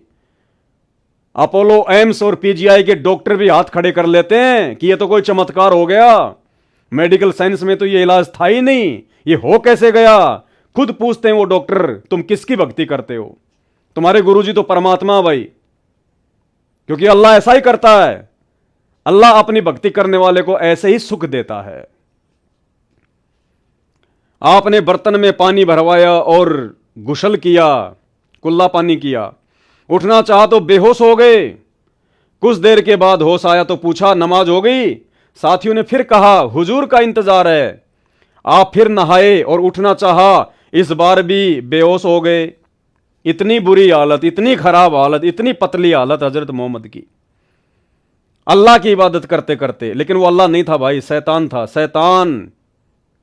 संत रामपाल जी 1994 से चिल्ला चिल्ला के बता रहे हैं कि हजरत मोहम्मद जिसे अल्लाह समझ के इबादत कर रहा था वो शैतान था, काल था। वो अपने नबियों को भी नहीं बख्शता है, जैसे उसने श्री राम को नहीं बख्शा। अंत में सरयू नदी में जाके श्री रामचंद्र जी ने छलांग लगा के आत्महत्या करते हुए अपनी जीवन लीला समाप्त की। उसने अपने अवतार को भी नहीं बख्शा। उसने द्वापर में श्री कृष्ण जी को भी नहीं बख्शा। अंत में पैर में जहरीला तीर लगने से तड़प तड़प के मौत हुई। वो शैतान, वो काल, वो अपने नबियों को भी नहीं बख्शता। वो ही हालत यहां पे हजरत मोहम्मद की हो गई। फिर वही जवाब मिला, आपका इंतजार है। आपके शरीर पर पानी डाला गया। उठने का इरादा किया तो फिर बेहोश हो गए। तीसरी बार फिर बेहोश हो गए। इस बार होश आया तो फरमाया अबू बकर से कहो वे नमाज पढ़ाएं। हजरत मोहम्मद ने कहा कि मेरी तो हिम्मत है नहीं भाई, अबू बकर से कह दो, वो पढ़ा देगा नमाज। हजरत आयशा ने कहा ए अल्लाह के रसूल, उनकी आवाज बहुत धीमी है, कुरान पढ़ते हैं तो रोते हैं, लोग उनकी आवाज सुन नहीं सकेंगे। प्यारे नबी ने फरमाया उन्हीं से कहो नमाज पढ़ाएं। हजरत आयशा ने दोबारा वही बात दोहराई। प्यारे नबी तकलीफ से बेचैन थे, गुस्से से आवाज काफी बुलंद हो गई। हजरत मोहम्मद एकदम से चिल्लाया जोर से, गुस्से से, कि मेरी बात मान ही नहीं रही, मैं बार बार कह रहा हूं। प्यारे नबी तकलीफ से तो बेचैन थे ही, गुस्से से आवाज काफी बुलंद हो गई। फरमाया कहो अबर बकुर से, वही नमाज पढ़ाएगा। हजरत अबू बकर ने आदेश का पालन किया और आखिर तक वही नमाज पढ़ाते रहे। आगे देखिए, सुन लो, जिन लोगों ने पहले हिजरत की है उनके साथ हमेशा अच्छा बर्ताव करना। यानी जब हजरत मोहम्मद को लगा कि अब तेरी दाल गलने वाली नहीं है, अब तो तेरे प्राण पखेड़ू उड़ने वाले हैं, तेरी मृत्यु का समय निकट आ गया, अल्लाह तुझे कोई राहत दे नहीं रहा, तो हजरत मोहम्मद ने अपने फॉलोवर्स को जो उनके सामने बैठे हुए थे उनको शिक्षा देनी शुरू कर दी कि तुमने क्या करना है। सुन लो, जिन लोगों ने पहले हिजरत की है उनके साथ हमेशा अच्छा बर्ताव करना। मुहाजिर भी आपस में अच्छा सलूक करें, और हां, अंसार के साथ भी अच्छा सलूक करना। जो अंसार भलाई करें उनके साथ भलाई करना, जो गलती करें उन्हें माफ करना। फिर उससे क्या हो जाएगा भाई? ये सारी भलाई तो हजरत मोहम्मद भी कर रहे थे। हजरत मोहम्मद ने किसके साथ में बुरा बर्ताव किया? किसी के साथ नहीं किया, हमेशा सबके साथ में अच्छा सलूक करते थे। तो जब हजरत मोहम्मद ये सारी बातें कर रहे थे, उसके बावजूद भी उनकी ऐसी दुर्गति हो रही है, तो अब हजरत मोहम्मद के द्वारा जो शिक्षा दी जा रही है उन शिक्षाओं से बाकियों का क्या भला होगा भाई? क्या भला होगा? अब आगे देखिए फिर क्या हुआ। अंत में तकलीफ बहुत बढ़ गई, बुखार इतना तेज हुआ कि पूरा शरीर जलने लगा। चहेती बेटी फातिमा ने रोज बाप की खिदमत में हाजिर होती। आप उन्हें देखकर सने से खड़े हो जाते, उन्हें चूमते और अपने पास बिठा लेते। परंतु आज तो बला की बेचैनी थी, आज तो भयंकर पीड़ा हो रही थी हजरत मोहम्मद को, बहुत भयंकर बला की बेचैनी, यानी बिल्कुल असहनीय दर्द, असहनीय पीड़ा। अल्लाह के रसूल की ये हालत। अल्लाह कहां सो रहा था? अल्लाह कहां गायब हो गया था भाई? क्या अल्लाह भूल गया था अपने रसूल को? अगर भक्ति करते करते, अल्लाह की इबादत करते करते अल्लाह के रसूल को भी चैन नहीं, मरते वक्त भी चैन नहीं, तो आज उसी रसूल के नक्शे कदम पर चलने वाले मुसलमान समाज की क्या हालत होगी? आज बला की बेचैनी थी, कमजोरी भी बहुत ज्यादा थी। हजरत फातिमा आई तो आप उठकर प्यार न कर सके, यानी अपने बेटी को प्यार भी नहीं कर सके, वो उठ नहीं पाए। वे पास आई, स्वयं उन्होंने आपको चूमा और पहलू में बैठ गई। बुखार इतना तेज था कि बार बार आप सलल बेहोश हो जाते, पास ही एक बर्तन में ठंडा पानी था, आप उसमें हाथ डालते और चेहरे पर मलते। बेचैनी बहुत थी। ठीक उसी वक्त आपके होठ हिले और कानों से यह शब्द सुने। जो भी उन्होंने शिक्षा देनी थी वो दी। फिर देखिए आगे, कमजोरी इतनी ज्यादा थी कि पर्दा भी अच्छी तरह से नहीं गिरा सके, पैरों पर खड़े होना भी कठिन था, लेकिन साथियों को खुश देखकर आप भी बेहद खुश थे। क्या खुशी होगी जब हालत इतनी भयंकर हो रही है। ये तो इस लेखक ने अपनी तरफ से जो है लिख दिया कि साथियों को देखकर खुशी हो रही थी। अब मान लीजिए मेरे पेट में भयंकर दर्द है और मैं तो दर्द से चिल्ला रहा हूं, उठा भी नहीं जा रहा, और साथियों को देखकर मैं खुश हो जाऊंगा क्या? तो ये तो इस लेखक की अपनी सोच है। ये देखो भाई बहनों, लास्ट पेज है ये। कभी मुंह पर डाल लेते, कभी हटा लेते, उस समय निरंतर आपके मुख से यही शब्द निकल रहे थे, ये अल्लाह। मुसलमान भाई और बहनों, कान खोलकर सुन लो, आंख फाड़ कर देख लो, आपके रसूल, आपके नबी, आपके अल्लाह के प्यारे हजरत मोहम्मद जी का अंत कैसा हुआ। ए अल्लाह, नजा जान निकलने से पहले की परेशानियों को झेलना मेरे लिए आसान कर दे। इतना दुखी हो गया हजरत मोहम्मद, इतना परेशान हो गया। अंत में जिस अल्लाह की वो इबादत कर रहा था, जिस शैतान को अल्लाह समझ के इबादत कर रहा था, सुख से मरने के लिए उससे हाथ जोड़ रहा है। क्या कह रहा है? ए अल्लाह, जान निकलने के समय की परेशानियों को झेलना मेरे लिए आसान कर दे कि मेरे से सहन नहीं हो रहा। पूरा जीवन तो मुझे चैन से नहीं जीने दिया, कम से कम मुझे मौत तो चैन की दे दे। यानी हजरत मोहम्मद मुसलमानों का अंतिम पैगंबर, अंतिम समय में एक अच्छी मौत के लिए भी वो तरस गया। एक सुकून की मौत भी नहीं मिल पाई, ऐसी दुर्दशा। और क्यों? सच्चे अल्लाह की इबादत ना करने के कारण। आजीवन उस शैतान को अल्लाह मानकर पूजता रहा। और आपकी आंखों के सामने है, आंखों के सामने। अरे फिर कौन से दिन के लिए हम लोग भगवान की भक्ति करते हैं? कौन से दिन के लिए इंसान अल्लाह की इबादत करता है? इबादत कहो, उसको पूजा पाठ कहो, अल्लाह कहो, चाहे उसको भगवान कहो, परमात्मा कहो।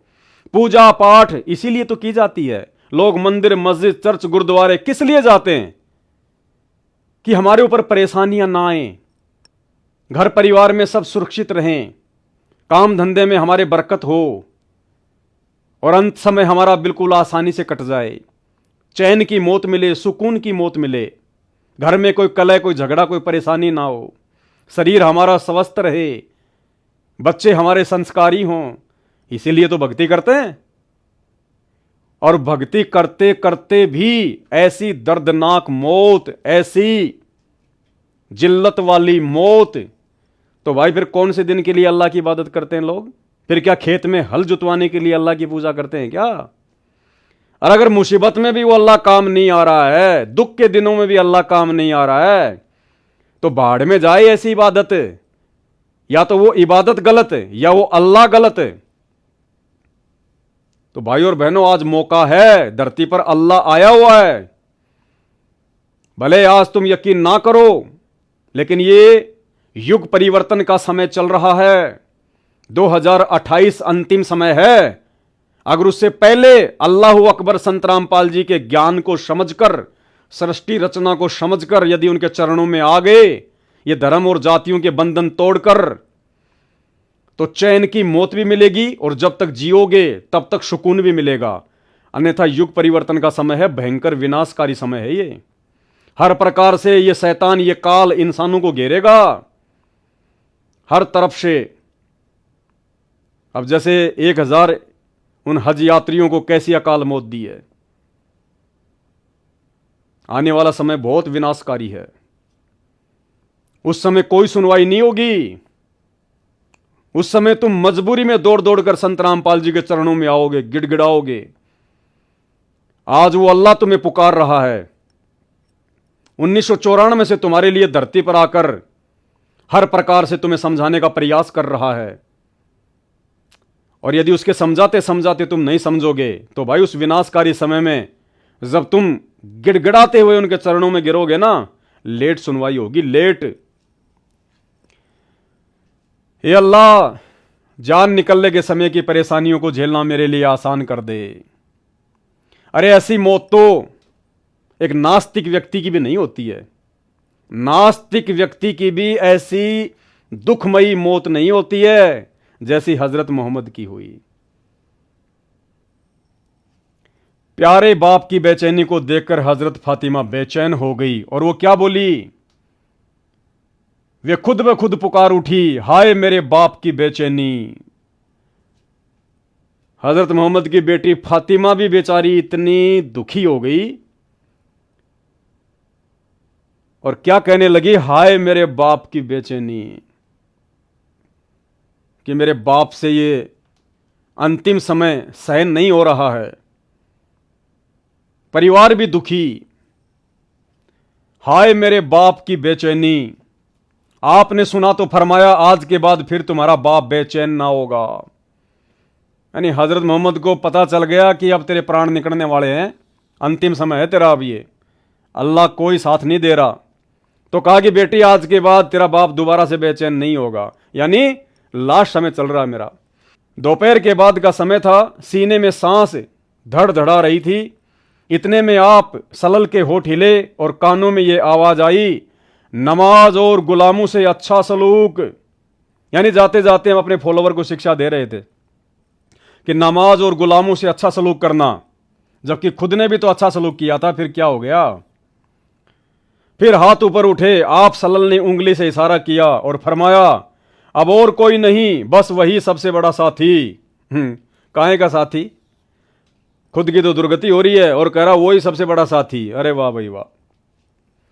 यही कहते कहते हाथ लटकाए, आंखें छत से लग गई और पवित्र आत्मा रब से जा मिली। क्या करेगी उस रब से मिलके, जिस रब ने इस लोक में सुख नहीं दिया, परलोक में क्या सुख मिलेगा भाई? अरे जिसका ये लोक सुख नहीं, उसका परलोक कभी जिंदगी में सुखी नहीं हो सकता। सोमवार का दिन था, रबीउल अव्वल की 12 तारीख थी, हिजरत का 11वां साल था। जानिसारों की नज़र में दुनिया अंधेरी हो गई और दिल की बस्ती में सन्नाटा छा गया। निसंदेह हम अल्लाह के हैं और बेशक उसी की ओर लौटने वाले हैं। हे अल्लाह सलामती हो प्यारे नबी पर। हैं लोग क्या कह रहे हैं? हे अल्लाह सलामती हो प्यारी नबी पर। वो अल्लाह उस नबी की बात तो सुन नहीं रहा और तुम्हारी बात सुनेगा। अल्लाह ने जिसको नबी बनाया वो उसकी बात तो सुन नहीं रहा। बेचारा चिल्ला रहा था, हे अल्लाह जान निकलने के समय की परेशानियों को झेलना मेरे लिए आसान कर दे। उसकी तो उसने सुनी नहीं। और जो पास में बैठे हुए थे वो क्या कह रहे हैं? हे अल्लाह सलामती हो प्यारे नबी पर। नबी की तो सुनी नहीं, तुम्हारी कहां से सुनेगा भाई? उनके संतान पर और उनके सब साथियों पर। इंतकाल के समय आप सल्लल्लाहु यानी हजरत मोहम्मद की उम्र 63 साल की थी। यानी अकाल मृत्यु मरा हजरत मोहम्मद, 63 साल की उम्र मात्र। जबकि आज के समय में भी इंसान 80-90-100 साल जीता है, जबकि वो तो 1200-1300 साल पहले का समय था। कितना अच्छा वातावरण था, कितना अच्छा खान पान था। उस समय तो लोग 150-150 साल जिया करते थे। 150-150 साल, 100 साल तो आम व्यक्ति जिया करता था जो भक्ति भी नहीं करता था। और ये देख लो इनके साथ में क्या बीता। कारण केवल एक ही कि हजरत मोहम्मद ने आजीवन कभी भी सच्चे अल्लाह की इबादत नहीं की। वो जिसे अपना अल्लाह समझ रहे थे भाई, वो शैतान था, शैतान। और आज का पूरा मुसलमान समाज, वो चाहे जो भी इबादत कर रहा है, वो शैतान की ही इबादत कर रहा है। खुद अपनी धार्मिक पुस्तकों के विपरीत इबादत कर रहा है। ये सारी बातें तुम मुसलमान भाइयों की पुस्तकों से, कुरान शरीफ, कुरान मजीद, तौरेत, जबूर, इंजल, इन्हीं से सतगुरु रामपाल जी परमेश्वर जी खोल खोल के दिखा रहे हैं। तुम्हारी पुस्तकों में लिखा हुआ है कि वो शैतान था या अल्लाह था। हजरत मोहम्मद ने अल्लाह की इबादत की या शैतान की इबादत की? और सच्चे अल्लाह की इबादत कौन बताएगा? सूरत फुरकानी 25 आयत नंबर 52 से 59 में साफ साफ लिखा हुआ है कि अगर तुझे उस अल्लाह अकबर की सही भक्ति की जानकारी प्राप्त करनी है तो किसी बाखबर से जा पूछ। बाखबर यानी तत्वदर्शी संत, भगवान का जानने वाला। और भाई आज तुम्हारा सौभाग्य है मुसलमानों, अगर समझ जाओ तो आज स्वयं वो अल्लाहू अकबर जो स्वयं ही बाखबर बन के आया हुआ है, तत्वदर्शी संत बन के आया हुआ है। गीता जी अध्याय 4 श्लोक 34 में जिसको तत्वदर्शी संत कहा गया है, और सूरत फुरकान 25 आयत नंबर 52 से 59 में जिसको बाखबर कहा गया है, जिसको इल्म वाला कहा गया है, जानने वाला कहा गया है, वो स्वयं सतगुरु रामपाल जी परमेश्वर जी हैं। और यही अल्लाह है और यही दुनिया के अंतिम पैगंबर हैं। हजरत मोहम्मद अंतिम पैगंबर नहीं थे, संत रामपाल जी परमेश्वर दुनिया के अंतिम पैगंबर हैं। पैगंबर यानी जो पैगाम लेके आता है अल्लाह का, तो ये स्वयं ही अल्लाह है, अपने आप को छुपाते हुए एक पैगंबर के रूप में आए हुए हैं, एक रसूल के रूप में आए हुए हैं, एक अवतार के रूप में आए हुए हैं। ये स्वयं ही अल्लाह हैं। तो विनती है, हाथ जोड़ के प्रार्थना है, मैंने अपनी तरफ से कुछ नहीं कहा है। शब्दा शब्द तुम्हारे ही धर्म की पुस्तकों में जो लिखा हुआ है, ये पुस्तक जो मैंने अभी आपको दिखाई, जीवनी हजरत मोहम्मद, इस पुस्तक में आप मुसलमान भाइयों के द्वारा हजरत मोहम्मद के जीवन चरित्र के विषय में जो लिखा हुआ है, मैंने आपको शब्दा शब्द बताया है। अब आगे आपकी मर्जी है। सच्चाई थोड़ी सी कड़वी जरूर होती है। जैसे किसी को बुखार हो जाता है तो बुखार को ठीक करने के लिए जो दवाई खाई जाती है वो कड़वी होती है।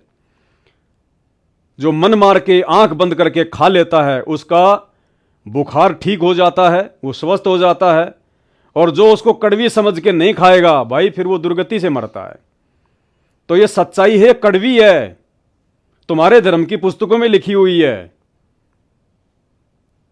अरे आप किसी हॉस्पिटल में जाओ, क्यों जाओ? क्योंकि आपको कोई रोग है भयंकर, और उस हॉस्पिटल में जाके आपने देखा कि मेरे जैसा एक रोगी और पड़ा है बेड पर, और काफी समय से पड़ा हुआ है, 2 साल से 5 साल से, और वो कह रहा है कि ओहो भगवान मर गया, मैं तो मर गया, 3 साल हो गई, कोई लाभ नहीं मिल रहा, कोई फायदा नहीं है।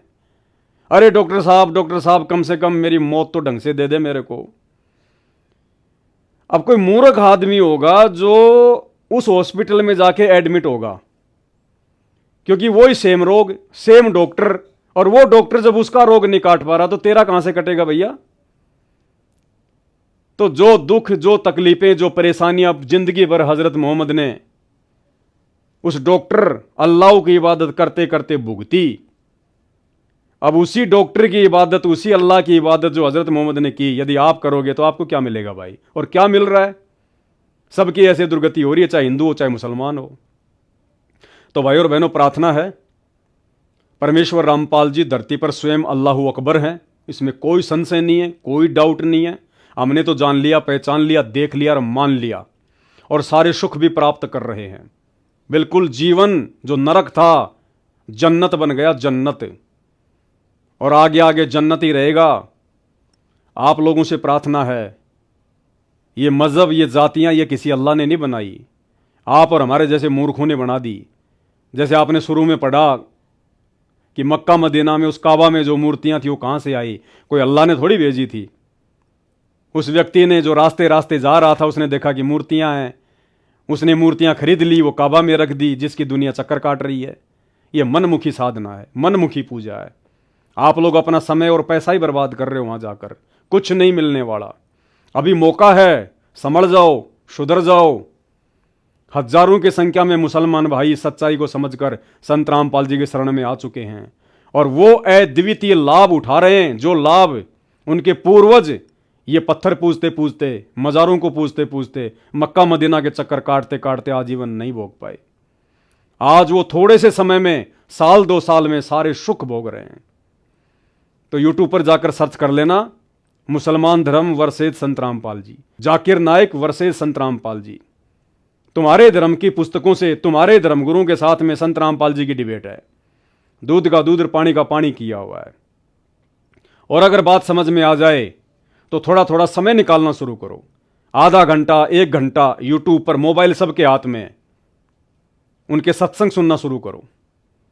अगर अच्छी आत्मा होंगी तो समझ में आ जाएंगी, अन्यथा भाई वही दुर्गति होनी है जो मोहम्मद जी की हुई। तो आज के वीडियो में केवल इतना ही। बंदी छोड़ सतगुरु रामपाल जी परमेश्वर जी की जय हो।